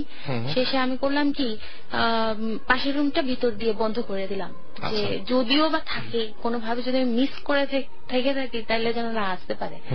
এই মনে করে আমি বন্ধ করে আবার শুয়ে পড়েছি। শুয়ে পড়ার পরে তারপরে লাইট অন, আমার চোখ বন্ধ, আমি ঘুমাইনি, পুরা জেগে আছি। পরে দেখি যে একদম সেম কাহিনী, আমার কানের কাছে ফুসফুস সেই হাবিজাবি কি সব বলতেছে, আমি কিছুই বুঝতে পারছি না। তারপরে আমার পায়ের কাছে ছিল একটা ওয়ার্ডরোব, দেখি যে ওয়ার্ডরোব নাড়ানাড়ি, ওয়ার্ডরোবের উপরে 2-1 বোতল টোতল ছিল, টারফিউমের বোতল টোতল, এগুলা টুকটাক করে পড়া শুরু করলো। এবার তো আমি মানে অত্যন্ত একটু ভয়ও পাচ্ছি, প্লাস চিন্তাও করছি যে এটা কি, আমি এতদিন ধরে এখানে আছি, এরকম তো কিছু আমি এক্সপিরিয়েন্স করিনি, হঠাৎ করে আজকে এটা কি হলো। তো আমি উঠে বসলাম, উঠে বসার পর দেখি যে কিছু নাই। তো তারপরে উঠে বসার সাথে সাথেই আমি একটা কান্নার আওয়াজ পাই। একটা মানে মনে হলো যে খুব কেউ মানে গুমরে গুমরে কাঁদছে এরকম। তো আমি ঘড়িতে দেখলাম প্রায় মানে 2:45 মতো বাজে। হ্যাঁ, চারিদিকে নিস্তব্ধ। তো মনে হলো আমার মানে কিছুক্ষণ চিন্তা করলাম যে এরকম ভৌতিক কোনো ব্যাপার যদি হয়ে থাকে তাহলে তো এরকম নিশ্চয়ই কিছু একটা আছে ঘরের ভিতর, কিন্তু কান্নাটা তো মনে হচ্ছে বাইরের কোথাও থেকে আসছে। তো মানে আমি একটু একদম মানে পুরোপুরি দুটো অবস্থা, একটা ঘরের মধ্যে আর একটা রিয়েল কান্না সাথে সাথে। আমি উঠে বসার সাথে সাথেই এটা আমি এবার পেলাম, মানে বেশ কিছুক্ষণ এই কাহিনীটা হওয়ার পরে আমি এটা পেলাম। তো তারপরে একটু কিউরিয়াস আর কি, আমি সব বিষয়ে মানে ভয় পেলে মানে একটু বেশি কিউরিয়াস হয়ে পড়ি যে কি কারণে হচ্ছে। তো আমি সাথে সাথে শুধু একটা জ্যাকেট নিয়ে আর একটা সেলফোন ছিল, ওটা নিয়ে আমি বের হয়ে গেলাম দরজাটা বন্ধ করে। গিয়ে বাইরে বের হয়ে দেখলাম যে একদম নিস্তব্ধ একটা মানে পাড়া, কোনো মানে ম্যাক্সিমাম মানে সব বাসারই লাইট অফ, মানে খালি স্ট্রিট লাইট 2-1 জ্বলছে, খুবই নিস্তব্ধ। তার মধ্যেও অনেক দূর থেকে একটা কান্নার আওয়াজ তখনও পাওয়া যাচ্ছে, মানে একটু থেমে থেমে আবার কেঁদে উঠছে, একটু থেমে থেমে কেঁদে উঠছে। এবার আমি সিঁড়ি দিয়ে নামলাম, নেমে আমি আস্তে আস্তে হাঁটা শুরু করলাম। পুরো পাড়াটা ঘুরতে ঘুরতে ঘুরতে ঘুরতে কোথা থেকে আওয়াজ আসছে। তো মানে মানে আমার মনে হচ্ছিল যে এটা একটা পাগলামি হচ্ছে, বাট স্টিল আমি তো ঘরেও থাকতে পারছি না আসলে।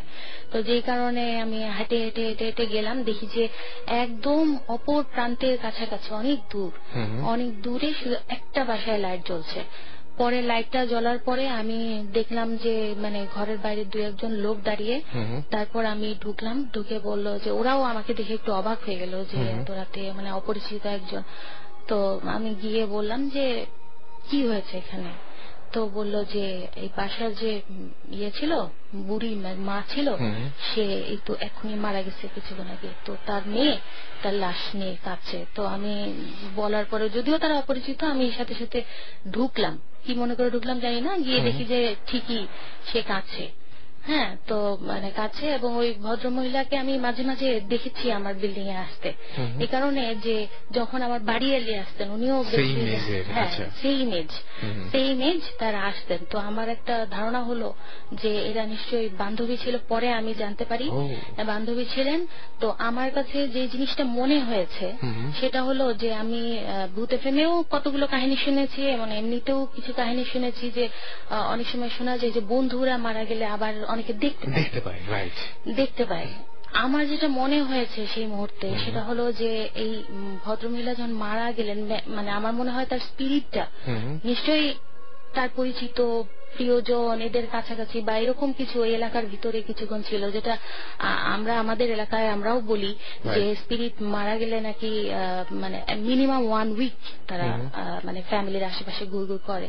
এবং এই জিনিসটা দেখা যায় যে অনেক সময় রাত্রেবেলা দেখবেন যে কুকুর ডাকে, কুকুর ডাকে। এটা মানে যাদের বাসায় মারা যায় তারা যদি একটু নোট করে তাহলে বুঝতে পারবে যে 1 সপ্তাহ ধরে মানে স্পিরিটটা বারবার ঘুরে আসে এটা। তারপরে তো অনেক আমরা প্রেয়ার করি, মিলাদ করি, হিন্দুরা অনেক কিছু করে, তো এই জন্যই করা হয় বেসিক্যালি। তো আমার কাছে সেদিন এই বিষয়টা খুবই স্পষ্ট হয়েছে যে আমার মনে হয় যে এরকম একটা কিছু আমি এক্সপেরিয়েন্স করেছি, যে তার স্পিরিটটা এবং মানে একদম মানে সাথে সাথেই আমি মানে গিয়ে দুইটা জিনিস একসাথে পেয়েছি।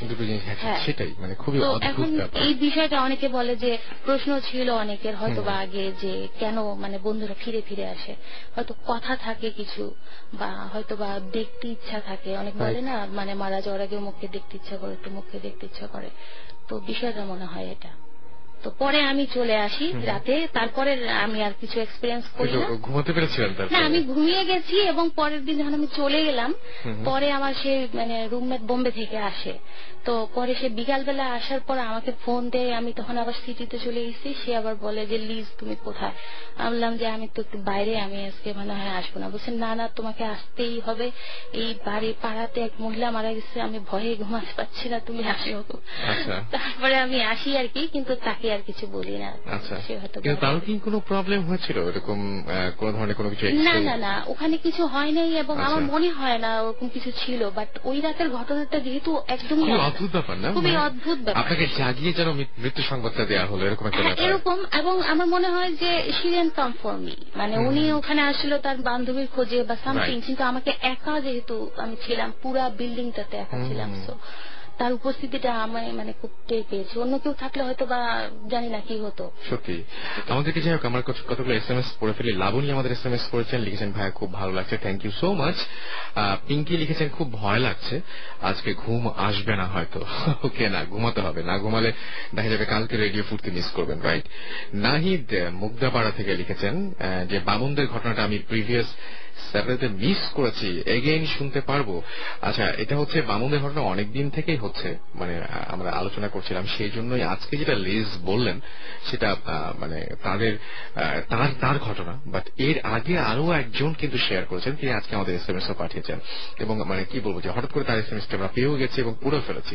অয়ন মোহাম্মদপুর থেকে লিখেছেন যে আমরা কাজিনরা অয়ন, সফেন, তারপরে রাকিন, অভি, সন্দীপ, এছাড়াও দেখতে পাচ্ছি যে সদীপ সহ আরো অনেকেই ভূত FM শুনছেন একসাথে। ওকে, সো থ্যাংক ইউ আমাদের সাথে থাকার জন্য। এবং এই মাত্রই আমাদের সাথে আমরা মানে কি বলবো যে ভৌতিস্ট কিন্তু জয়েন করছেন, একটু পরে একটা সারপ্রাইজ থাকবে আপনাদের জন্য। সো বাপ্পি এছাড়াও চিটাগাং থেকে SMS করেছেন এবং লিখেছেন যে আমাকে লাস্ট ভূত FM শোনার দিন আচ্ছা আজকে, কারণ এরপরে তার হচ্ছে এক্সাম শুরু হয়ে যাবে 5 তারিখ থেকে, এবং আবারও 15 মে পর থেকে তিনি শুনতে পারবেন। শান্ত লিখেছেন ভাইয়া খুবই ভয় পাচ্ছি। ওকে, আর সুইডি লিখেছেন যে আমার ভয় লাগছে ভাইয়া। আর সুমি লিখেছেন যে আমি ভূত FM শুনে অনেক ভয় পাচ্ছি।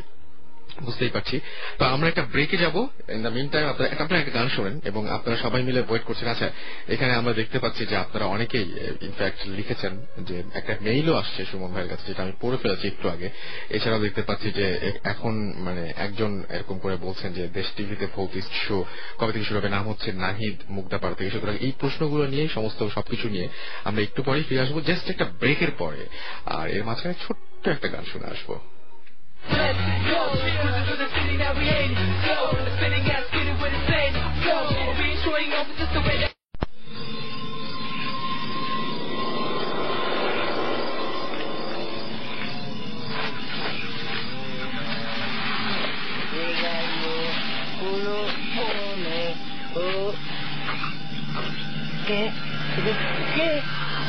¿Qué, güey?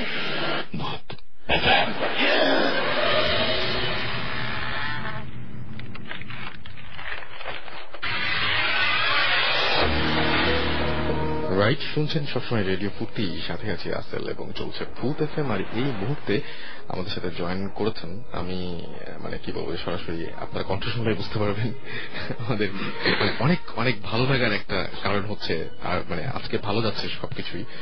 সুমন ভাই চলে এসছেন। হ্যালো এভরিওয়ান, রাসেল ভুল বলেছে, আমি আসলে সাকিব। সুমন বলছে সাকিব ভাই আসছেন, থ্যাংক ইউ সাকিব ভাই আসার জন্য, অনেক কষ্ট করে এসছেন। সুমন ভাইয়ের কি অবস্থা? সুমন ভাই মারাত্মক ভালো আছে, এত ভালো একটা মানুষ মানে এরকম হয় না।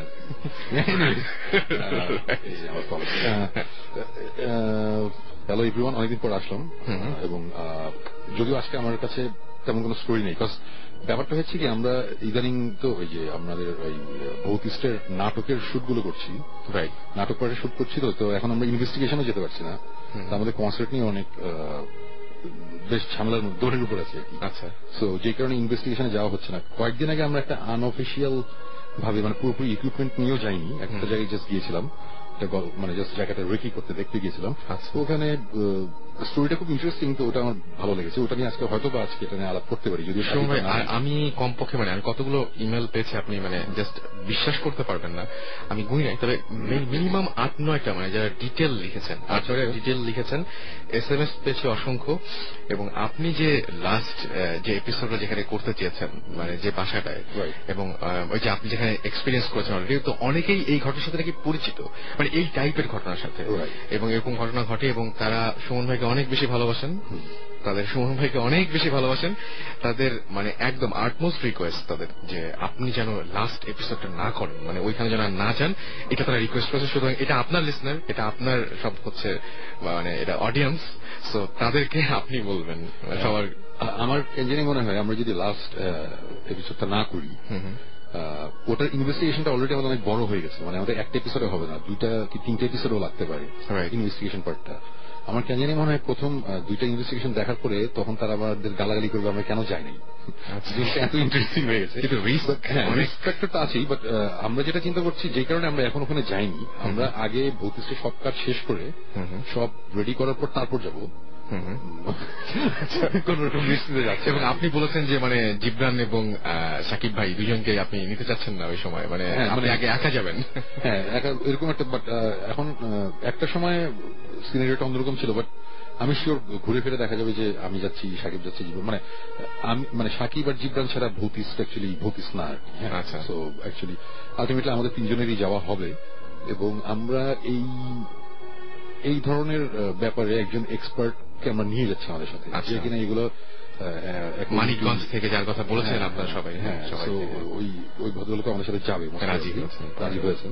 সো আমার মনে হয় ব্যাপারটা বেশ ইন্টারেস্টিং হবে। এবং এতদিন যখন এখন পর্যন্ত আমরা এই ভূত এফএম যখন শুরু করেছিলাম তখন আমরা বলতাম যে আমরা 28টা জায়গায় গিয়েছি, 30টা জায়গায় গেছি। এখন ওই দিন আমরা হিসাব করে দেখি যে আমাদের কত 57 না 58 প্লেসেস আমরা গেছি। সো অনেক জায়গায় অ্যাকচুয়ালি যাওয়া হয়েছে লাস্ট 1 বছর 2 বছরে। এতদিন যখন কিছু তেমন হয় নাই, মোস্ট প্রবাবলি আমরা বের হয়ে আসবো। আচ্ছা, তো এটাই ছিল আর কি, আমাকে জানানোর দায়িত্ব দেওয়া হয়েছিল। এবং খুব ভালো লেগেছে, থ্যাংক ইউ ভেরি মাচ। সেটাই আমরা দেখছি কি করা যায়। হ্যাঁ, সেটাই, মানে অনেকেই, এবং এই মানে ইমেল করে করে অনেক বড় করে যে ব্যাপারটা লেখা, এটা বোঝা যায় যে আসলেই ব্যাপারটা, এবং যারা লিখেছেন তারা অনেকেই দেখেছে যে তারা জানেন এরকম ধরনের ঘটনা শুনেছেন তারা, এবং বলছেন যে সিমটম যেগুলো পাচ্ছি এবং আপনি যেগুলো বলেছেন সেগুলো যে সমস্ত ক্লু গুলো রয়েছে সেগুলো বলছে জায়গাটা খুব ভালো হওয়ার কথা না। সো এই রিকোয়েস্টটা ছিল। আর আরেকটা রিকোয়েস্ট ছিল এরকম যে মানে আপনার লাস্ট এপিসোডটি করার খুবই দরকার আছে, নাকি এটা কন্টিনিউ করা যায় আরো নাকি সিজন, মানে অ্যাকচুয়ালি আমরা ভৌতিষ্টা চিন্তা করেছিলাম একটা সিজনই থাকবে 13টা এপিসোডের, বাট আমরা ইনভেস্টিগেট করতে করতে একটা সময় এসে এখন আমরা 9টা লোকেশন পেয়েছি অলরেডি। এই 9টা লোকেশন প্রচন্ড ইন্টারেস্টিং। আচ্ছা, কিন্তু আমরা 9টা লোকেশন থেকে আমরা 6টা লোকেশন হয়তো আমরা দেখাচ্ছি এবার, আরো 3টা লোকেশন কিন্তু রয়ে গেছে। এছাড়া সামনে আরো লোকেশন আমরা পাবো, আমরা জানি। সো আমাদের এই ফার্স্ট সিজনটা যদি ঠিকঠাক মতো চলে, সবকিছু যদি ঠিক থাকে, তাহলে ডেফিনেটলি আমরা সেকেন্ড সিজনে যাব। বাট ফার্স্ট সিজন থেকে সেকেন্ড সিজনের মধ্যে হয়তো অ্যাটলিস্ট 6 মান্থসের একটা গ্যাপ থাকতে পারে, বিকজ এখন ব্যাপারটা যেহেতু একটু অন্যদিকে চলে গেছে, ঘোস্ট হান্টার্সের সাথে আমাদের যোগাযোগ হচ্ছে, একটা ইনভেস্টিগেশনে গিয়েছিলাম, সামনে আবার যাবো। সো ওইসব ব্যাপার আসলে মেবি আমাদের সেকেন্ড সিজন এরকম হতেই পারে যে ভৌতিস্ট উইল গো গ্লোবাল আর কি, মানে আমরা হয়তো দেশের বাইরেও কিছু জায়গায় যাবো চিন্তা ভাবনা আছে। সো ওটা অনেক পরের চিন্তা। আমাদের এখন মেইন চিন্তা হচ্ছে যে মানে আমার চেয়ে বেশি চিন্তা সাকিবের, এখন মাথা খারাপ হচ্ছে যে কবে ভৌতিস্টটা শেষ হবে। মানে আমাদের এই যে প্রত্যেকবার পিছিয়ে এবার ওয়ার্ল্ড কাপের জন্য আমাদের কিছু জিনিস পিছিয়ে গেছে, অনেক কিছু পিছিয়ে গেছে।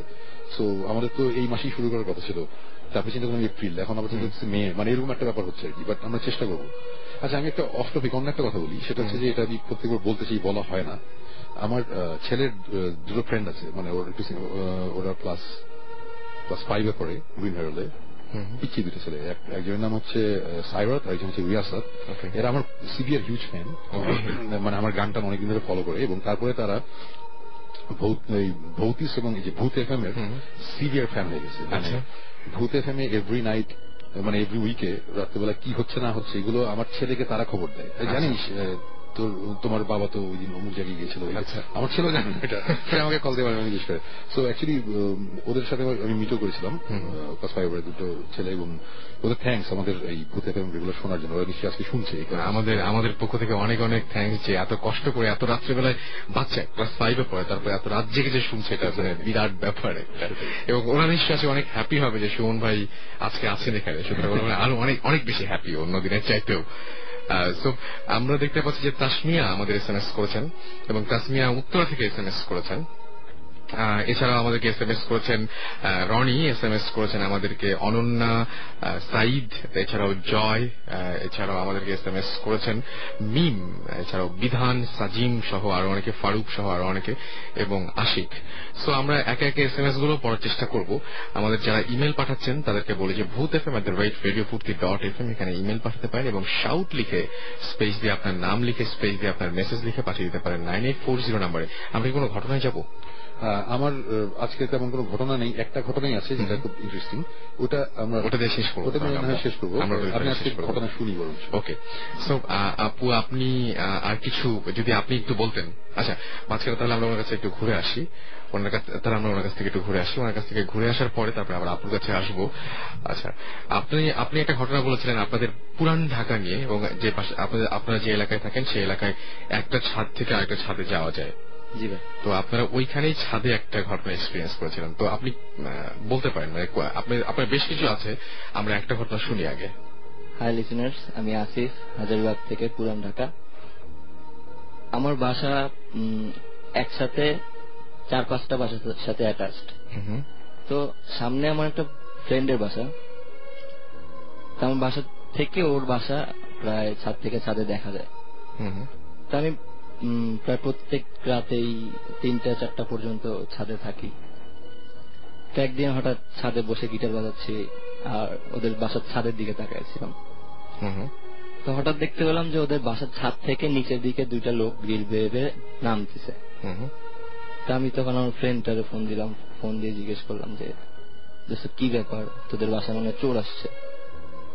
তখন ও বের হয়ে চেক টেক করলো, করে দেখলো কেউ নেই। তারপর বাবা আমাকে ঢাকায় নিল, ঢাকায় নিয়ে বলতেছে যে বাবা কি হয়েছে, কি ঘটনা? তখন আমি বললাম যে আঙ্কেল এইরকম এরকম বাসা থেকে উপর থেকে 2টা লোক করে নিচে নামতে দেখলাম।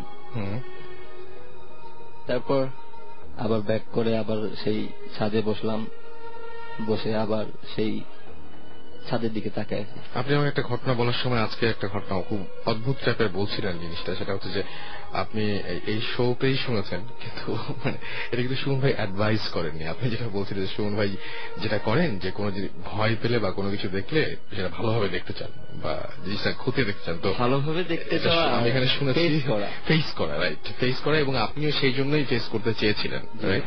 ওকে, তারপরে তো আমি যখন দেখলাম যে সেম জিনিসটা আমি আবার দেখলাম যে আবার 2জন নামতেছে, উপর থেকে নিচে নামতেছে। আমি আবার ফ্রেন্ডটাকে ফোন দিলাম যে ঘটনাটা কি। তখন ও বলল যে ও আর কিছু না বলে বলতেছে তুই কিছু করিস না, তুই দেখ ব্যাপারটা কি। আমি একবারে পাশের ছাদে গিয়ে দেখতেছি যে ঘটনাটা কি। যখন পাশের ছাদে গেলাম, গিয়ে দেখে আবার নেই। তখন আমি ভাবছি যে হয়তোবা হ্যালুসিনেশন কিছু আমার হচ্ছে। তা আমি আবার বসে সেম কাজটা করতেছি। দেন ওই ছাদের মধ্যে সিরিয়ালি 5জন ছাদের মধ্যে এন্ট্রি করে। তার মধ্যে 3জন 3 কর্নারে দাঁড়ায় আর 2জন মাঝখানে। কি করতেছিল আমি বুঝতেছিলাম না, জাস্ট দেখতেছিলাম যে 3 কর্নারে 3জন আর মাঝখানে 2জন। তার মধ্যে আরেকজনের এন্ট্রি, সে কিনা অনেক লম্বা, মেবি 7 থেকে 8 ফিট, পরনে তার বিশাল একটা আলখাল্লা, পাঞ্জাবির মতন অনেক বড়, সাদা রঙের। তো সে মনে হচ্ছিল যে শূন্যে ভাসতেছে। তার সঙ্গে সঙ্গে 3 কোণায় যে 3জন ছিল তারাও ভাসতেছিল। আচ্ছা, এটা দেখে আমি ভয় পেয়ে গেলাম। ভয় পেয়ে আমি আমার ফ্রেন্ডের ফোন দিলাম, ফোন দিয়ে জিজ্ঞেস করলাম যে দোস্ত এরকম ঘটনা, এখন তো ছাদে আরো অনেকজন আসছে, তুই কি ছাদে চেক করছিলি যে ঠিক মতন তালা লাগাইছিলি কিনা? তখন ও বললো যে আমি তো নিজে তালা মেরে আসছি, আর এখন নিচ থেকে তো ছাদে কারো উঠা সম্ভব না। আচ্ছা, তো এই কথা শোনার পরে আমি দেখার জন্য পাশের ছাদে গেলাম, পাশের ছাদে গিয়ে ক্লোজলি দেখার জন্য গেলাম। যখন আমি ছাদের মিডল পয়েন্টে চলে আসছি তখন দেখি কেউ নেই, এবং সঙ্গে সঙ্গে আমার উপর দিয়ে মনে হলো যে কি একটা যেন চলে গেল, আচ্ছা, গরম হাওয়ার মতন। আর মনে হচ্ছিল যেন সুই বিতেছে শরীরের মধ্যে। আর কে যেন আমাকে বুকের মধ্যে প্রচন্ড জোরে একটা লাথি মারে। আর তখনই আমি অজ্ঞান হয়ে পড়ে যাই। দেন সকালবেলায় আমি ঘুম থেকে উঠি আমার বিছানায়, বাট আমার যে ইনস্ট্রুমেন্ট গুলো ছিল, গিটার ছিল, তারপর পানির বোতল ছিল, আমার লাইটার ছিল, সব আমি ছাদে পাই। ওকে, ইন্টারেস্টিং। আচ্ছা আপু, আপনার কি আর কোনো ঘটনা আপনার শেয়ার করার মতো আছে কিনা আপনাদের ওইখানে জানা বা শোনা, এরকম কিছু? রহনপুরেই হোক সেটা, বা দিনাজপুরে হোক, বা আপনি ইন্ডিয়ায় ছিলেন অনেকদিন সেখানে হোক, এরকম কোনো ঘটনা কি আছে নাকি? আর ঘটনা বলতে আমি ওই আমাদের কমিউনিটিরই আরেকটা কালচারের কথা বলছিলাম, যেটা ছিল ডাইনি বিদ্যা। সেটা তো এই জিনিসটা আসলে বোঝা যায় না কারো বাইরে থেকে যে ইনি আসলে এই বিশেষভাবে ডাইনি বিদ্যাটা মহিলারা চর্চা করেন, এবং এটা তাদের একটা কমিউনিটি থাকে। তো কমিউনিটির ভিতরে তারা যে কাজটা করেন সেটা হলো যে তারা রাত্রে বেলা তাদের কিছু মিটিং হয় আর কি, তারা মিট করেন রাত্রে। এই সময় আমরা এক ধরনের বিশেষ ধরনের ঝাড়ু ইউজ করি, যেটা ফোল্ড করা হয়, মানে রাউন্ড রাউন্ড রাউন্ড, এবং তারা ওই এটাকে খুলে তারা গায়ের মধ্যে র্যাপ করে নিয়ে তারা এই বৈঠকটা করে আর কি। এটা অনেকেই জানে এবং এটা খুবই কমন একটা ব্যাপার। এটা যে কোনো রেগুলার যে কোনো সাঁওতাল কমিউনিটির যে কোনো লোককে আপনি জিজ্ঞেস করলেই এই বিষয়টা জানতে পারবেন। তো এরা হয় যে মানে এরা মানুষের বেসিক্যালি ভালো করে না কখনোই, সবসময় ক্ষতিই করে। কারণ আপনার উপর কোনো আক্রোশ আছে বা আপনি হয়তো কারোকে কোনো ক্ষতি করতে চান, সেক্ষেত্রে তারা তাদের এই ব্ল্যাক ম্যাজিকের যে এটা করে ফেলে। সেক্ষেত্রে হয় কি যে লোকটা অসুস্থ হয়ে যায়, তারপর মারা যায়। তো এটাকে বলা হয় যে মানে আমরা যেটা বলি সেটা হচ্ছে যে খাওয়া আর কি, মানে ইন্টারনাল কিছু অর্গান তারা আর কি পছন্দ করে খাইতে, যেমন লিভার টিভার এগুলা আর কি অ্যাটাক করে বেশিরভাগ। তো আমি আপনাকে হয়তো একবার ফোনে বলছিলাম, কিন্তু এটা আমার খুব ফ্যামিলির খুবই একটা মানে ঘটনা, ভিতরের ঘটনা। তারপরেও এটা আমি শেয়ার করবো বিকজ যেটা মানে আমরা এক্সপিরিয়েন্স করছি নিজে। সেটা হলো যে আমার বাবা কথা বলছিলাম আপনাকে, যে উনি এখন নাই, কিন্তু ওনার মানে এটা শেষ দিকের একটা ঘটনা, যতদিন বেঁচে ছিলেন। তো উনি মানে আমি আগেও বলেছি যে আমরা দাদা বাড়িতে যেতাম না, এবং আমার জেঠু উনিও মারা যান এবং আমার বাবা একা ছিলেন। তো বাবা চিন্তা করলেন জেঠু মারা যাবার পরে যে মানে বিষয় আশয়গুলো ভাবে পড়ে আছে, কেউ তো নাই আর দেখার, তো এগুলোকে একটু বিলি বন্দোবস্ত করে তারপর এগুলা ঠিকঠাক করে রাখা উচিত, এটা মনে করে উনি গেলেন দিনাজপুর থেকে গাইবান্ধা গেলেন। তো গাইবান্ধা যাওয়ার পরে এই জিনিসটা কিন্তু তার যে ওখানে শরীক বা অন্যান্যরা ছিলেন, হ্যাঁ, এটা তারা সহজভাবে নেননি, সহজভাবে নেননি। এবং তাদের ভিতরে যে এই ধরনের একটা ব্ল্যাক ম্যাজিকের টেন্ডেন্সি আছে এটা আমরা জানতাম, বাট এটা যে এরকম ভয়ঙ্কর কিছু হয়ে যাবে এটা আর আমরা কেউ ভাবিনি। এবং ওইখানে কাজকর্ম সেরে আসার পরে বাবা ফিরে আসার পর থেকে অসুস্থ হয়ে পড়েন। মানে অসুস্থতাটা এমন যে মানে উনি মানে খুব তাড়াতাড়ি ওনার মানে শারীরিক অবস্থার অবনতি হতে থাকে। তো সেই ক্ষেত্রে ডাক্তারের চিকিৎসা তো চলছিল, কিন্তু যেহেতু আমরা জানি যে এরকম একটা ব্যাপার আছে, তো আমি দেখেছি যে বাবা যেদিন মারা যান সেদিন পর্যন্ত আমাদের বাসায় একজন কবিরাজ ছিলেন, মানে কনসাল্টিং এর জন্য, প্লাস অন্যান্য জানি না বিভিন্ন ধরনের কর্মকাণ্ড চলছিল, মানে ওনারা জানতেন যে বিষয়টা এরকম হচ্ছে।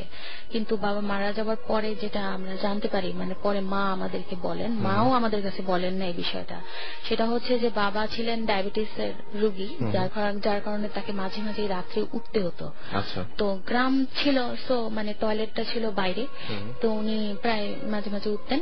তো একদিন মানে উনি ওইভাবে মানে রাত প্রায় 2টা-2:30টার দিকে গ্রাম তো মানে এটা তো গভীর রাত, তো উনি ওই সময় মানে হাঁপাতে হাঁপাতে দৌড়াতে দৌড়াতে পাশের মানে গ্রামে মানে একটা পাড়ার মতোই ওখানে আমার আবার মামার শ্বশুর বাড়ি, তাদের বাসায় গিয়ে মেইন দরজায় খুব মানে ধাক্কাধাক্কি।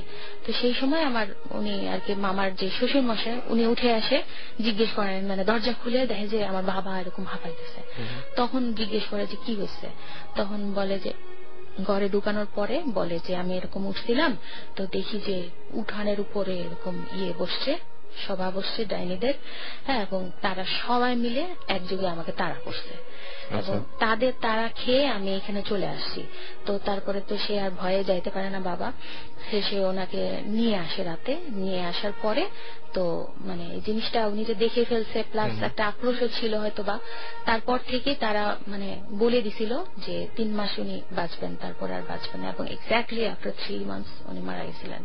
এবং পরে আমি দেখছি যে উনি যেদিন মারা গেছেন সেদিন পর্যন্ত উনি ওই কবিরাজের সাথে, এবং সে ওই আমাদের সাঁওতাল কমিউনিটির একজন কবিরাজ যিনি সবসময় বাবাকে এই ব্যাপারে মানে অনেক করছিলেন, প্লাস ডাক্তারের চিকিৎসাও চলছিল।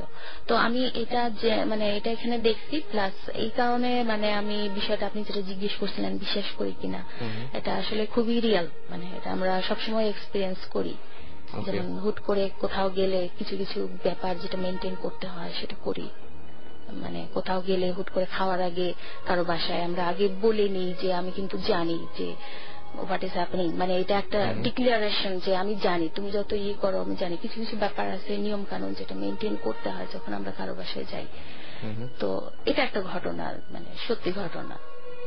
এটা তো একদম আপনাদের ফ্যামিলিরই ঘটনা, এবং এরকম ঘটনা নিশ্চয়ই অনেক আপনারা শুনেছেন যে আপনাদের কমিউনিটিতে এটা মানে অহরহ হচ্ছে, মানে খুব ফ্রিকোয়েন্টলি হচ্ছে।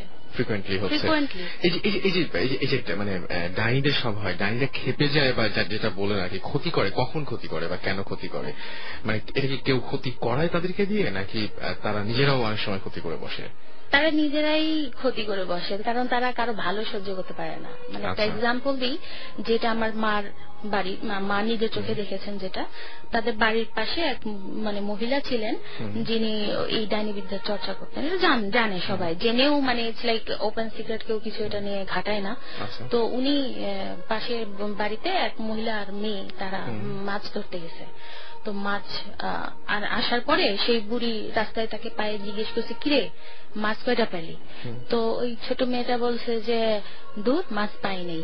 তারপরে 2-1টা মাছ পাইছিল, কিন্তু সঠিকভাবে উত্তর দেয়নি, তার সাথে মানে একটু মিসবিহেভ করছে। তারপরে সেই মহিলা বলছে খাবি খাবি, বেশি করে খাবি, বুঝবি।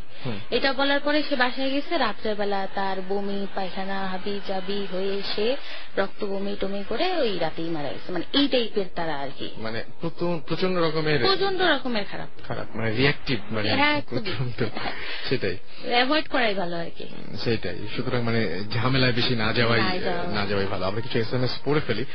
আমাদেরকে SMS করেছেন, দেখতে পাচ্ছি ঘোস্ট এম্বাসি, তিনি SMS করেছেন।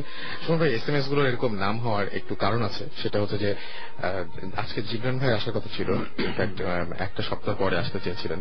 তো জিবরান ভাই একটা পুরস্কার ঘোষণা করেছেন সবার জন্য, যে তোমরা নাম পাঠাবা, নাম পাঠানোর পর সবচাইতে বেশি যে নামটা মানে ভালো হবে, নাম দেওয়া ভালো হবে, সেই নামটাকে আমি যেদিন ছিলাম না সেদিন সেগুলো হয়েছে, সেদিন ঘোষণা দিয়েছে। তো এই জন্যই মনে হয় সবাই বলছেন, যেমন যে ব্র্যাড পিট মোহাম্মদপুর থেকে SMS করেছেন আমাদেরকে। মোহাম্মদপুর থেকে ব্র্যাড পিট মানে খুবই মানে উনি এত ব্যস্ততার মাঝখানেও যে বাংলাদেশে এসেছেন এবং মোহাম্মদপুর অবস্থান করছেন, এই জন্য আমরা ধন্য মনে করছি। এঞ্জেলিনা জোলি কোথায় আছে এটা জানা দরকার। এবং ইমা SMS করেছেন আমাদেরকে, এছাড়াও আমাদেরকে SMS করেছেন ডন বরিশাল, রুবেল দিনাজপুর থেকে SMS করেছেন। ভূত FM শুরু হওয়ার পর থেকে তিনি ভৌতিক ব্যাপারগুলো বেশি বেশি ঘটছে তার সাথে। আচ্ছা, হাসান লিখেছেন যে তার খুব ভালো লাগছে। এছাড়া আমাদেরকে লিখেছেন ভূতনি, আচ্ছা ভূতনি SMS করেছেন আমাদেরকে। এছাড়া আমাদের SMS করেছেন হাফাজ হাসান, তারপরে হাফাজ হাসান এটা বরিশাল থেকে SMS করেছেন আমাদেরকে। SMS করেছেন মহাখালী থেকে মাহবুব, এবং আচ্ছা মাহবুব SMS করেছেন, এছাড়াও হাসিব SMS করেছেন আমাদেরকে। আচ্ছা, মাহবুব SMS করেছেন সুমন ভাই এবং জিবরান ভাইকে বলেছেন তিনি যে তাদের কথা খুব ভালো লাগে আর কি। আর আমাদেরকে ডেভিল তাওহিদ SMS করেছেন যে সুমন ভাই আপনার ভৌতিস্টের ক্রু হয়ে আপনার ভূত দেখতে চাই।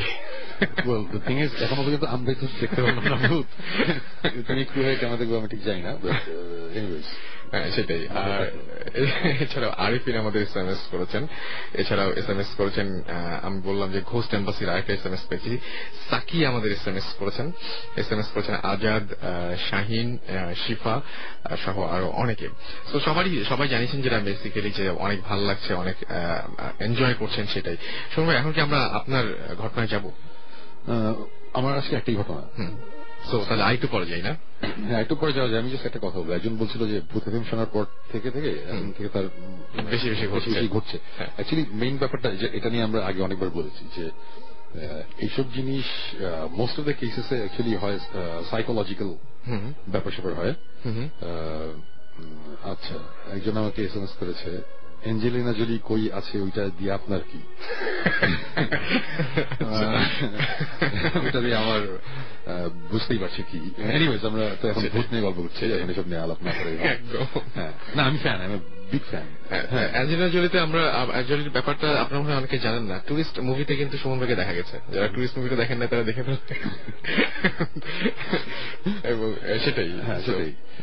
Anyways, I am from Hollywood actually. না, অ্যাঞ্জেলিনা জোলির কথা না, সরি, যা বলছিলাম অ্যাকচুয়ালি ভূত নিয়ে, ভূতের কথা। একজন ইদানিং এগুলো আগে অনেকবার বলেছি, সেটা হচ্ছে যে আমরা অ্যাকচুয়ালি এইসব মোস্ট অফ দ্য কেসেসে আমি যেটা দেখি, যেটা বুঝি, সেটা হচ্ছে যে মোস্ট অফ দ্য কেসেসের ব্যাপারটা অনেকটা সাইকোলজিক্যাল।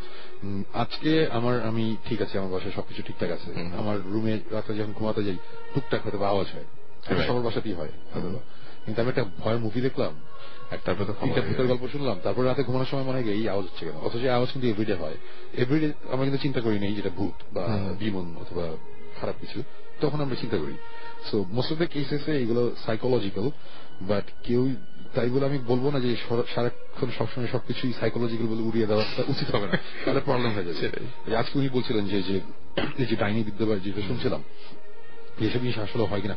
আমি আমার ভয়ঙ্কর একজন মানুষকে আমি চোখের সামনে দেখেছি সাফার করতে, ভয়ঙ্কর ভাবে সাফার করতে দেখেছি। এবং সো আমি সিরিয়াসলি বিলিভ করি যে হ্যাঁ, দিস থিংস এক্সিস্ট। আমি দেখেছি, মানে ওই মানুষটা অলমোস্ট ডাইড, তারপর সেখান থেকে আবার ব্যাক করেছে সামহাও আর কি। সো এই জিনিসগুলো এক্সিস্ট করে। আমি এরকম ঘটনা বলতে পারি যে চিটাগং থেকে কক্সবাজারে যাওয়ার পথে একটা গ্রাম আছে, ওই গ্রামে একটা মহিলা আছে যিনি এই জিনিস করে, আমি জানি। সো এই ধরনের ইনফরমেশন আমরা অনেক জায়গা থেকে পেয়েছি, এবং আমরা নিজে আমার চাক্ষুষ প্রমাণ আছে, আমি দেখেছি যে কি হচ্ছে না হচ্ছে। ইনফ্যাক্ট আমাদের এই যে স্টোরিটা আমরা এর আগেও বলেছি যে একটা লাস্ট এপিসোড যেটা হবে, যেটা নিয়ে আমরা অনেকদিন ধরে ইনভেস্টিগেট করছি, এবং ইনভেস্টিগেশনে লাস্টে আমরা যখন যাব ওইখানেও কিন্তু এই ধরনের ব্যাপার স্যাপার আছে। হ্যাঁ, যে কারণে মানুষজন অনেকেই আমাদের বলছে যে তোমরা জানো না, গেলে তোমাদের প্রবলেম হবে, তোমাদের এই অনেক ধরনের সমস্যা হয়, এই হয় ওই হয়। অনেক ঘটনা জানেন, মানে অনেকে মানে তাদের শোনা আছে বা তারা শুনেছেন কোন জায়গা থেকে বা জেনেছেন কোন জায়গা থেকে বা ঘটেছে, এরকম আছে। এবং তারা এমন ভাবেও লিখেছেন যে আমরা কিন্তু জানি। সো সুমন ভাই, মানে কিছু ইমেল আছে এরকম যে প্রথমে একটা এক্সপিরিয়েন্স শেয়ার করেছে বা ভূত এফএম নিয়ে ভালো কিছু বলেছে, তারপর বলছে লাস্ট পার্টটা সুমন ভাইয়ের জন্য, এটা তাকে মানে জানিয়ে দেওয়া হোক। সো আমি রিকোয়েস্ট করে একদম সবার কনসার্নের জন্য, মানে ব্যাপারটা হচ্ছে কি যে আমরা ওইটা নিয়ে ঘাটাঘাটি করছি অনেকদিন, আমরা এখন অনেক কিছু জানি।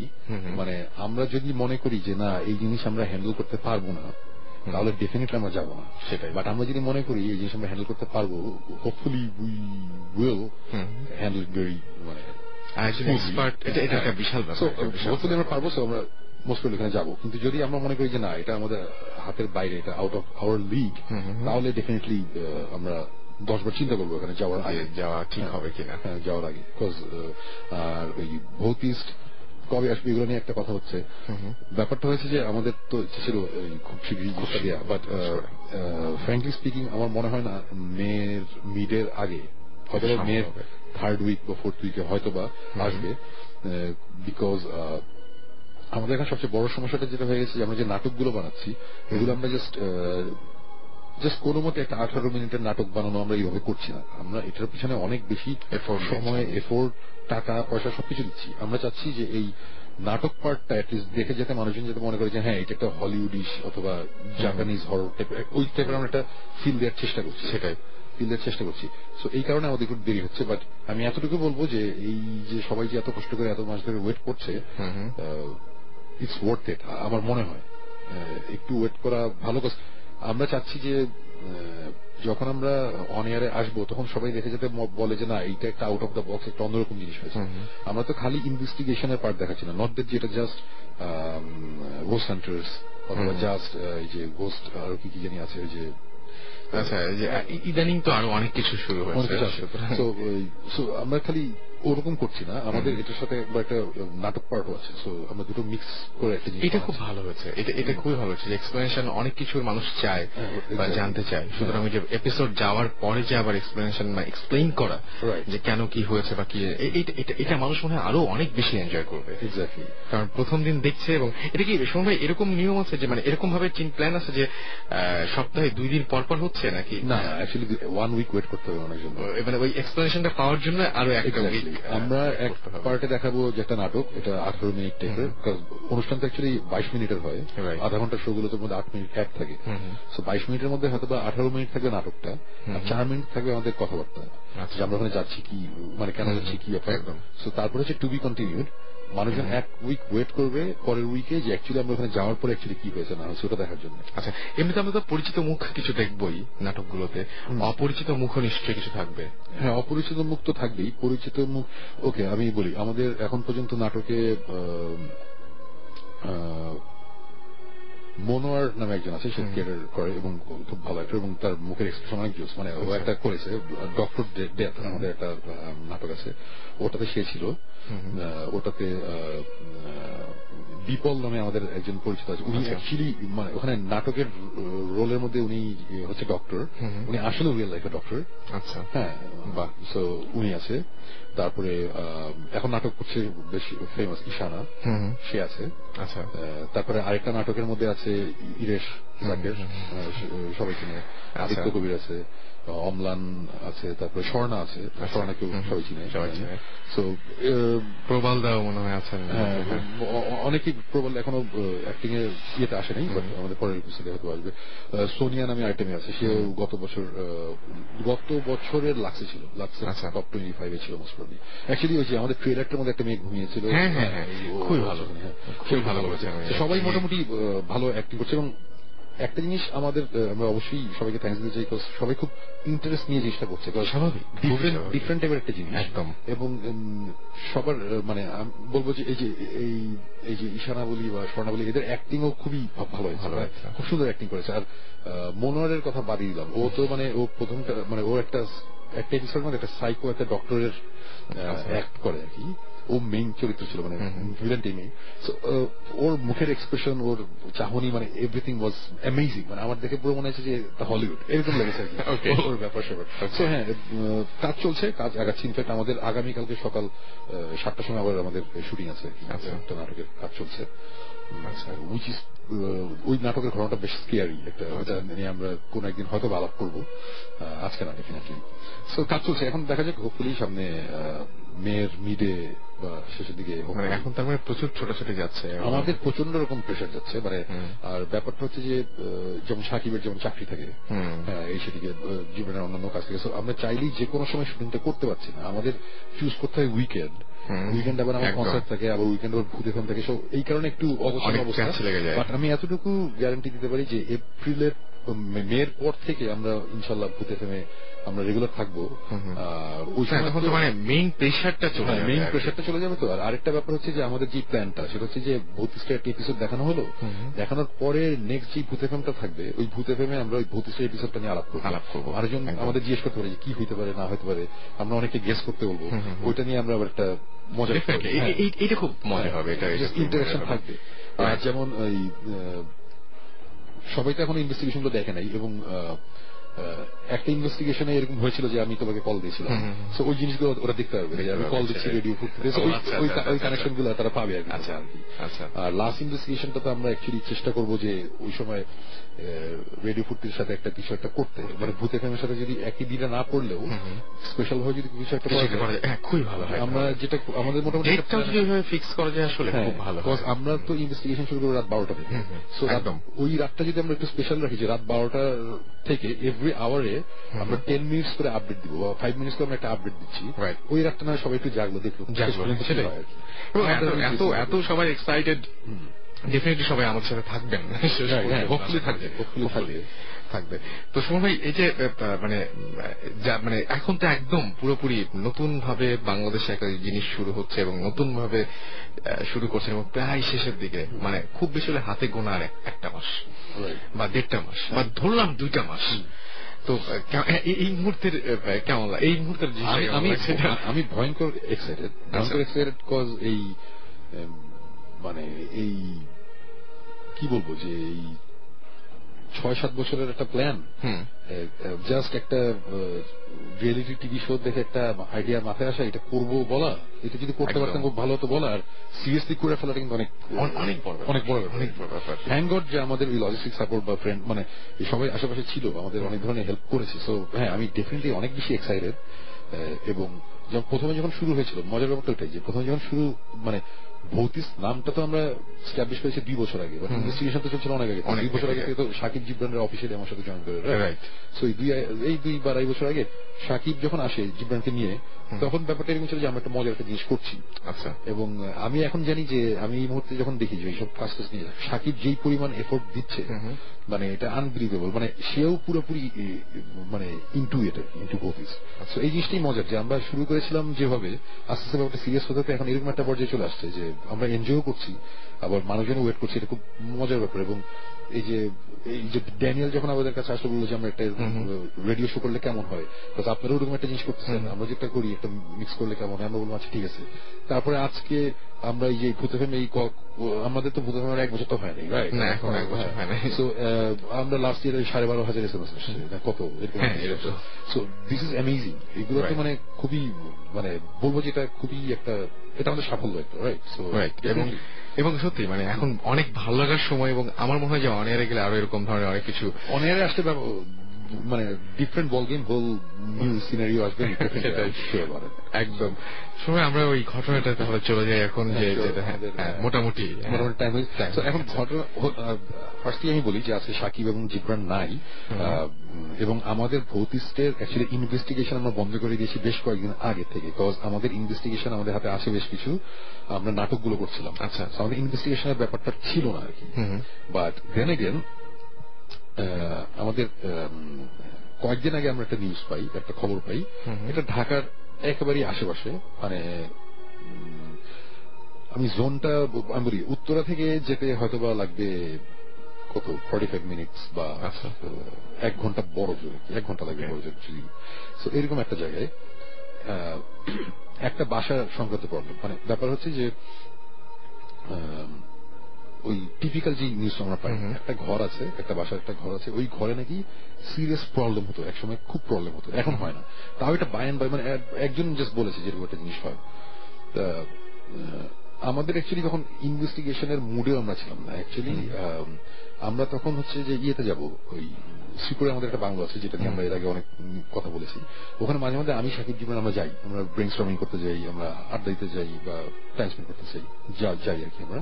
সো আমরা ওখানে যাবো, তো এরকম একটা নিউজ আমরা শুনেছিলাম, শোনার পর চিন্তা করলাম ঠিক আছে আমরা শ্রীপুরের দিকে যাবো, আর এটা হচ্ছে ওই ইয়ের দিক দিয়ে, ওই কি বলে টাঙ্গাইলের দিকে যেতে পারে। আমি যে জায়গাটার কথা বলছি, আমি এক্সাক্ট প্লেসটা বলছি না। সো আসলে ওই দিক দিয়ে যেতাম। আচ্ছা, আর শ্রীপুর তো সোজা। তো আমরা একদিন ডিসিশন নিলাম ওখানে যাবো, বাট আমার হাতে যে সময় আছে আমরা একটু ওখানে যাই, গিয়ে একটু ইনভেস্ট মানে একটু ঘটনা শুনি যে ব্যাপারটা কি হয়। স্টোরি যেটা শুনেছিলাম সেটা হচ্ছে যে ওই বাসায় ওই ফ্যামিলির একজন লোক, একজন বয়স্ক একজন ভদ্রলোক, যে বলেছে তার দাদা, উনি ওই বাসায় মারা যায়। মানে উনি খুব মানে ওনার বয়স ছিল বেশ বেশি, বাট উনি বেশ শক্ত সমর্থ একজন লোক ছিল। বাট হঠাৎ করে কিছু একটা হওয়ার পরে উনি খুব অসুস্থ হয়ে যায় এবং কেউ কিছু ধরতে পারে না, এবং আলটিমেটলি উনি মারা যায়। তা মারা যাওয়ার পরে অ্যাকচুয়ালি মানুষজন অতটা ইয়ে করেনি, এমনি ওনার বয়স ছিল অনেক বেশি ছিল, মানে he was something like 75 plus or something like that, but উনি খুব শক্ত সমর্থ ছিল, মর্নিং ওয়াক করতো, মানে এই টাইপের ছিল আর কি। ওই ঘটনায় যাওয়ার পরে আছে অনেকেই ওই ওনার দাদা যে রুমে থাকতো ওই রুমটাকে অ্যাকচুয়ালি কেউ থাকতো না, মারা যাওয়ার পর ওই রুমে কেউ থাকে না। তারপরে যেটা হলো যে ওদের বাইরে থেকে ওদের একজন আসলো আর কি, তাদের মানে যেই ছেলে মেয়ের কথাটা বলেছে তার একটা কাজিন। সে আসার পরে সে এসেছিল কানাডা থেকে, তো 1 মাসের জন্য। তো সে ওখানে এসেছে, ওখানে থাকবে আর কি। হ্যাঁ, তো ওই রুমটা খুলে দিয়েছে থাকার জন্য। ডেফিনেটলি তো ওই রুমে এসে থাকতে থাকতে ওই আসার পরে তার প্রথমে ইয়ে হয়, স্টমাক আপসেট হয়, পেট খারাপ হয়। তো এইটা খুব কমন একটা জিনিস, বাইরে যারা অনেকদিন থাকে তারা আমাদের দেশের এই আমাদের খুব কি বলবো একেবারেই ভেজালহীন যে তেল, সার্কাস্টিকলি বলছি, মানে আমাদের দেশের এবং সবার আগে হচ্ছে ভেজালহীন পানি, পানি, বিশুদ্ধ পানি, রাইট। তো বিশুদ্ধ পানি, তো এইসব খাওয়ার পরে অসুস্থ হয় আর কি। তো প্রথম দিকে তারা মনে করেছিল যে এটা ওরকম একটা ব্যাপার, ফুড পয়জনিং টাইপের হয়েছে এটা, বাট দেখা গেল যে ও ডিটোরেট করছে, কোন অবস্থাতেই ইয়ে করা যাচ্ছে না। তারপরে একটা সময় তাকে হসপিটালে নিয়ে যাওয়া হয়। মজার ব্যাপার হচ্ছে যে হসপিটালে যাওয়ার 2-3 দিনের মধ্যে সে পুরোপুরি সুস্থ হয়ে যায়। হ্যাঁ, পুরোপুরি সুস্থ হয়ে যায়। ও আবার বাসায় আসে, সবকিছু ঠিকঠাক। বাসায় আসার 3 দিনের মাথায় সে আবার অসুস্থ হয়ে যায়। হ্যাঁ, তখন তারা বলে যে ঠিক মতো বোধহয় ট্রিটমেন্ট বোধহয় ঠিক মতো হয় নাই, বাট ওই যে ওইসব জিনিসপত্র শুরু হচ্ছে, বাসার খাবার, বাসার পানি, কিন্তু কারোর তো কিছু হচ্ছে না। ওর তো এতদিন এটা হওয়ার কথা না। অসুস্থ হয়, মজার ব্যাপার, হসপিটালে যায়, আবার 2 দিন পর ব্যাক করে সুস্থ, তার কিছু না। মানে হসপিটালে যাওয়ার পরে সে সুস্থ হয়ে যায় 2-3, মানে তখন তার একটু সন্দেহ, তার মধ্যে একটু ইয়ে হয়, মানে সবার মধ্যে ইয়ে হয়। ইনফ্যাক্ট যে আমাকে বলেছে, ওই ছেলের মাথায় অ্যাকচুয়ালি মেইন জিনিসটা আসে যে এই রুমে আমার দাদা ছিল, উনি এরকম হঠাৎ করে অসুস্থ মারা গেছে, এবং এখন আমার কাজিন আসছে, তারও এই প্রবলেমটা হচ্ছে। So maybe something is wrong, মানে এই জায়গায় আর কি।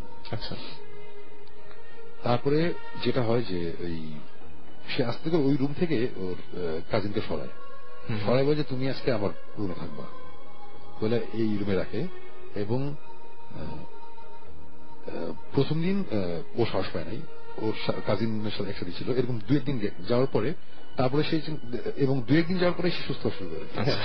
সুস্থ তখন বলে যে ব্যাপারটা কি, ব্যাপারটা আমি একটু বুঝি।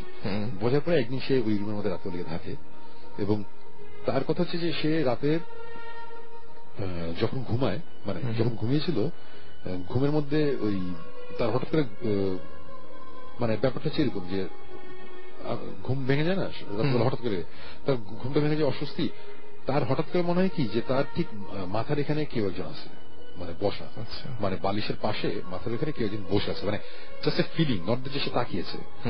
সে তখন তার একটু তখন ভয় লাগা শুরু করে, সে আস্তে আস্তে ডান দিকে তাকায় কেউ নাই, মানে কেউ নেই। সে বলে আচ্ছা ঠিক আছে, এটা কোনো ব্যাপার না। রাতবেলা আবার ঘুমায়, তেমন কিছু হয়নি।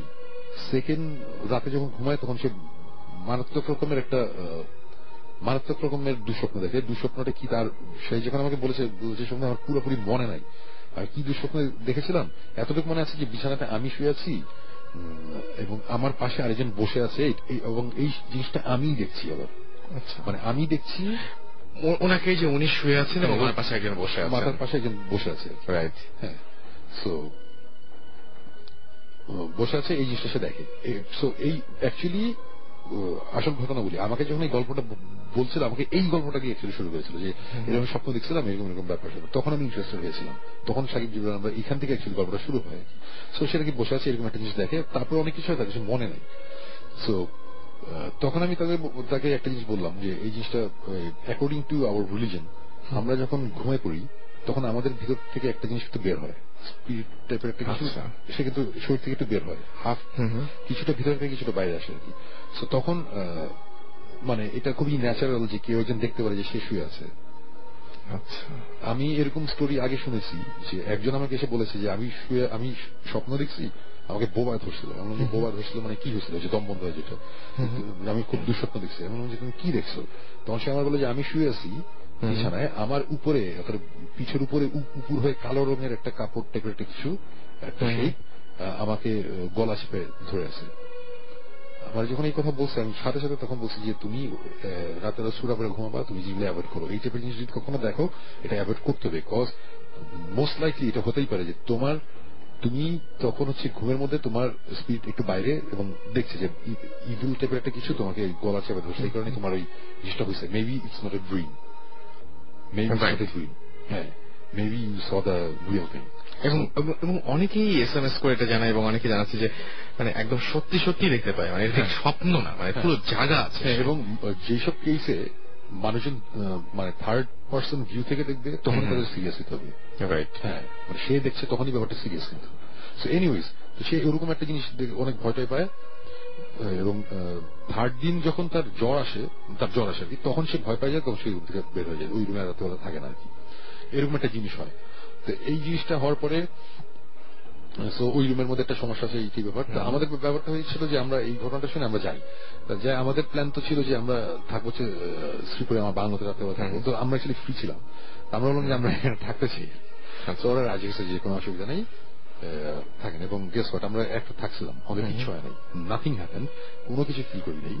তো আমরা এই জিনিসটা আমাদের পুরোপুরি অফিসিয়াল ইনভেস্টিগেশন ছিল না, আমরা কোনো ইকুইপমেন্ট বললাম তো যে আমাদের একটা প্ল্যান ছিল না, আমরা ওইভাবে প্রিপেয়ার হয়ে যাইনি।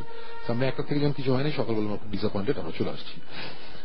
চলে আসার পরে তারপরে অনেকদিন পরে ওই জিনিসটা আবার, এই ঘটনাটা অনেক আগে হয়েছিল, বা জিনিসটা আবার আমাদের মাথায় আসে এইভাবে যে অনেকদিন পরে ওই ছেলের সাথে আমাদের আবার দেখা হয়।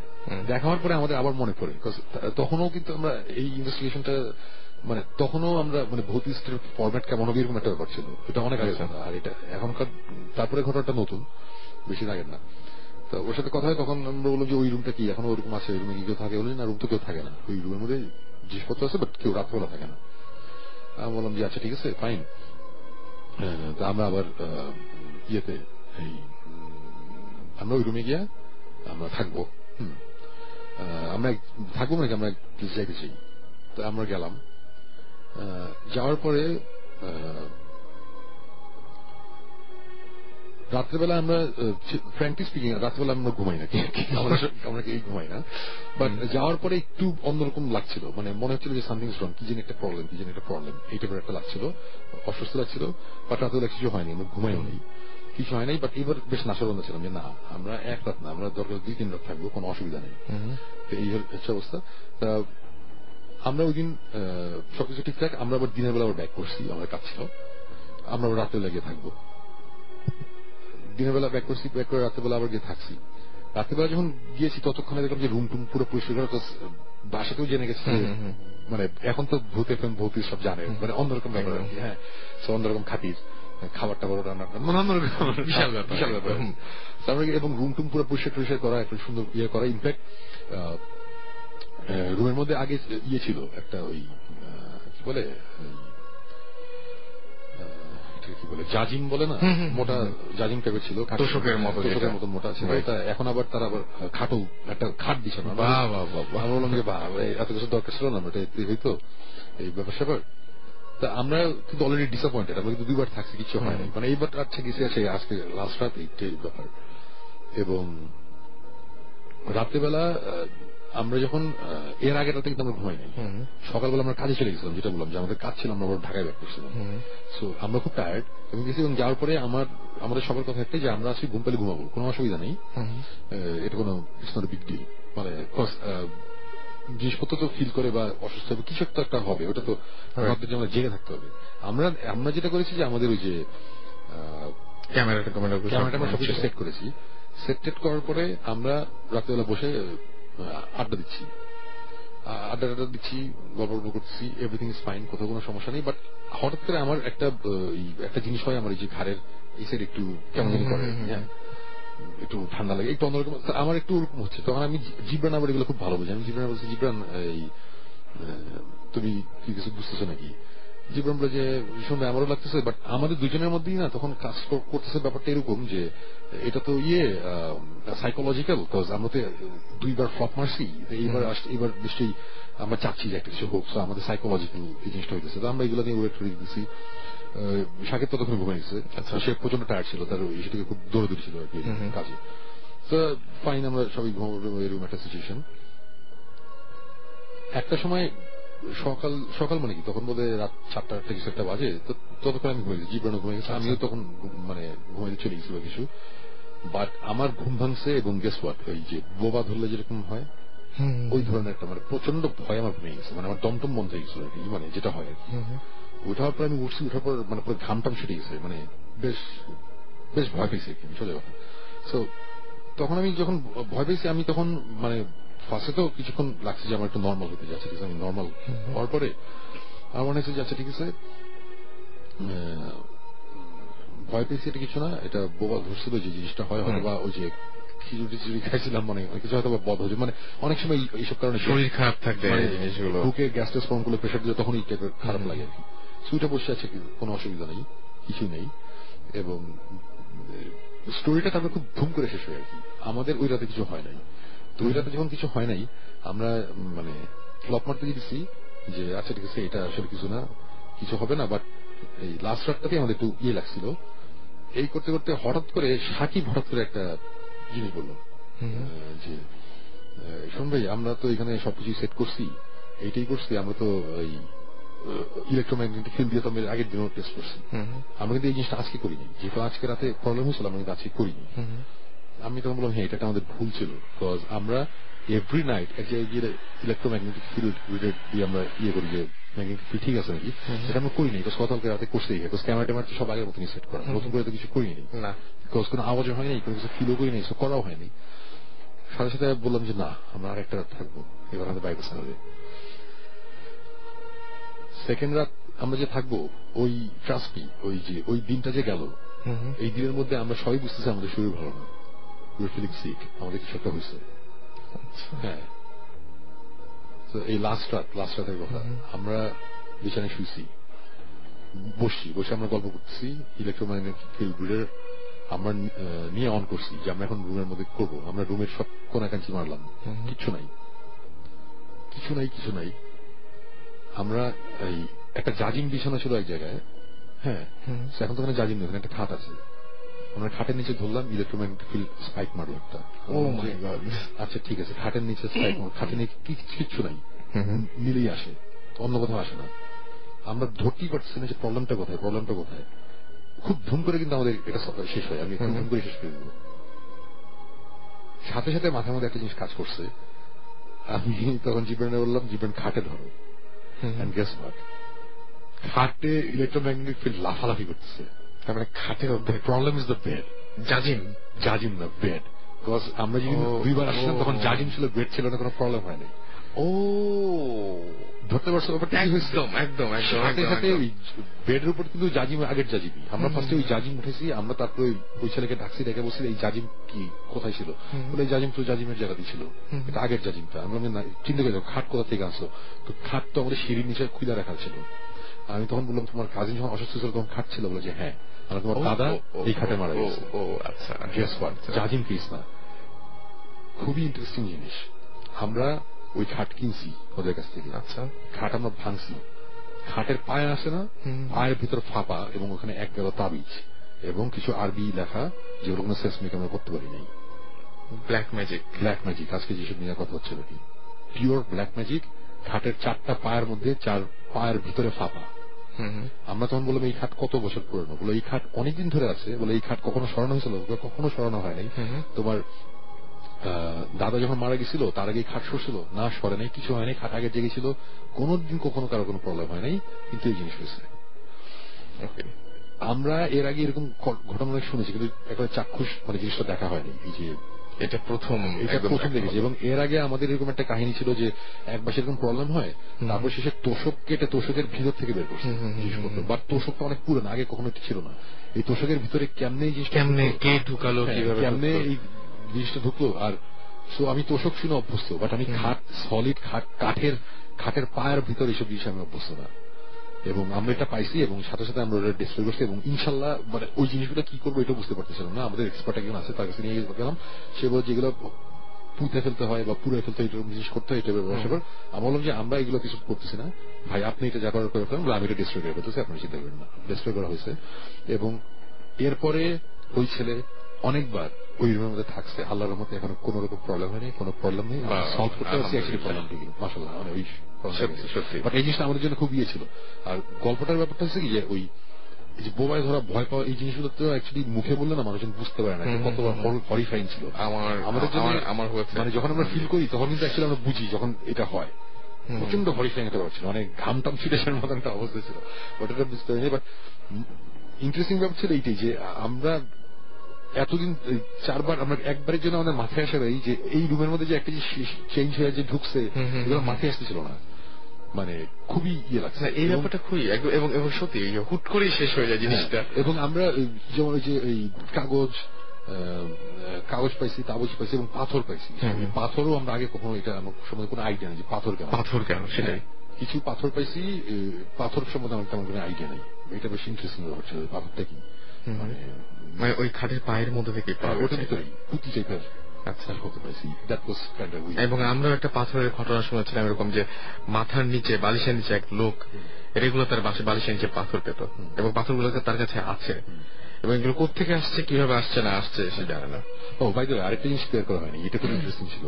আমরা খাটের পায়াটা ভাঙছি, মানে খাটটা যখন আমরা যা যা করার যা যা করছি করার পরে আমরা কিন্তু পুরো খাটে যতবার আমরা ইলেকট্রোম্যাগনেটিক ফিল্ড মারছি আমরা কিন্তু কিছু পাইনি। ইনফ্যাক্ট ওই জিনিসগুলোর মধ্যে কিন্তু কিছু নাই। আচ্ছা, খাটটাতে যখন আমরা ধরছি তখন কিন্তু আমরা পাইছি, খাট যখন আমরা ডিসঅ্যাসেম্বল করছি আবার খুলছি তারপরে কিন্তু আমরা কিছু পাইনি। এটা খুব আজব, মানে হচ্ছে ওই যে তাবিজ টাবিজগুলো বেরোলো ওর মধ্যে না, ওর মধ্যে কোনো কিছু নাই। এটা খুব ইন্টারেস্টিং, এটা বলতে ভুলে গেছিলাম। তাহলে আরো ভয়াবহ এটা বুঝে। বাট ইলেকট্রোম্যাগনেটিক ফিল্ড আমি এরকম একজন মানুষকে চিনি যার কিনা যে একদিন আমার বাসায় আসছে, আমার বাসায় বসছে, আমি তার এই আমাদের ঘোস্ট হান্টিং ইকুইপমেন্ট দেখা ফাইজামি করতেছি, সে ফাইজামি করতে করতে হঠাৎ করে রিয়েলাইজ করলাম ওর বাম হাঁটুতে ইয়ে হচ্ছে, স্পাইক মারছে। আমি বললাম কি ব্যাপার তোমার এটা হচ্ছে?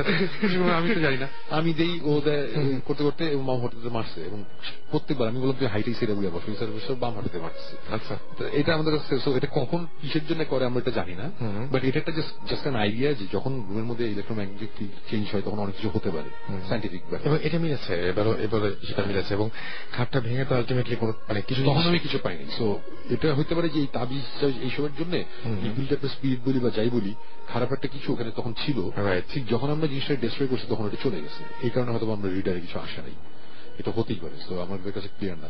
এটাই হচ্ছে আমার মানে এটা যে বলে ফেলাইলাম আমি শিওর সাকিব এটা নিয়ে ছিল কেন বললেন, বাট আজকে সাকিব নাই। তো আমরা মনে হয় যে একদম শেষ চলে আসছি। তো আমরা কি শেষ করবো নাকি আরেকটা আছে? আর কিছু নাই, আমি যতটুকু বলার বলেছি অনেক বলে ফেলছি, বলার কথা ছিল না। তো যাই হোক আমরা শেষ করছি আজকে এখানেই এবং আপনারা যারা এতক্ষণ আমাদের সঙ্গে ছিলেন SMS পাঠিয়েছেন আমাদেরকে, তাদেরকে অসংখ্য ধন্যবাদ এতক্ষণ পর্যন্ত আমাদের সঙ্গে থাকার জন্য। এবং আমরা বলি যে আমাদেরকে ইমেল করার নিয়মটি হচ্ছে শাউট লিখে, আমি আবার SMS করার নিয়মটি বলছি, আর ভূত FM লিখবেন BHOOT ভূত FM @radiofurti.fm এ ইচ্ছা করলে আপনি ইমেল পাঠাতে পারেন আপনার নাম, ঠিকানা এবং ফোন নাম্বার সহ। অবশ্যই কোনো ভৌতিক ফোন নাম্বার না, একেবারে যে ফোন নাম্বারটা আপনার কাজ করে সেই ফোন নাম্বারটাই, এবং সেই ফোন নাম্বারের মাধ্যমে আপনি চলে আসতে পারবেন আমাদের স্টুডিওতে এবং লাইভ আমাদের সাথে জয়েন করতে পারবেন। আর আমরা প্রত্যেক সপ্তাহের মতো আগামী সপ্তাহেও ফিরে আসবো। আমরা আজকেও অসংখ্য SMS পেয়েছিলাম আপনাদের কাছ থেকে। So stay tune. আজকে এখানে শেষ করছি কারণ রাত অনেক হয়ে গেছে এবং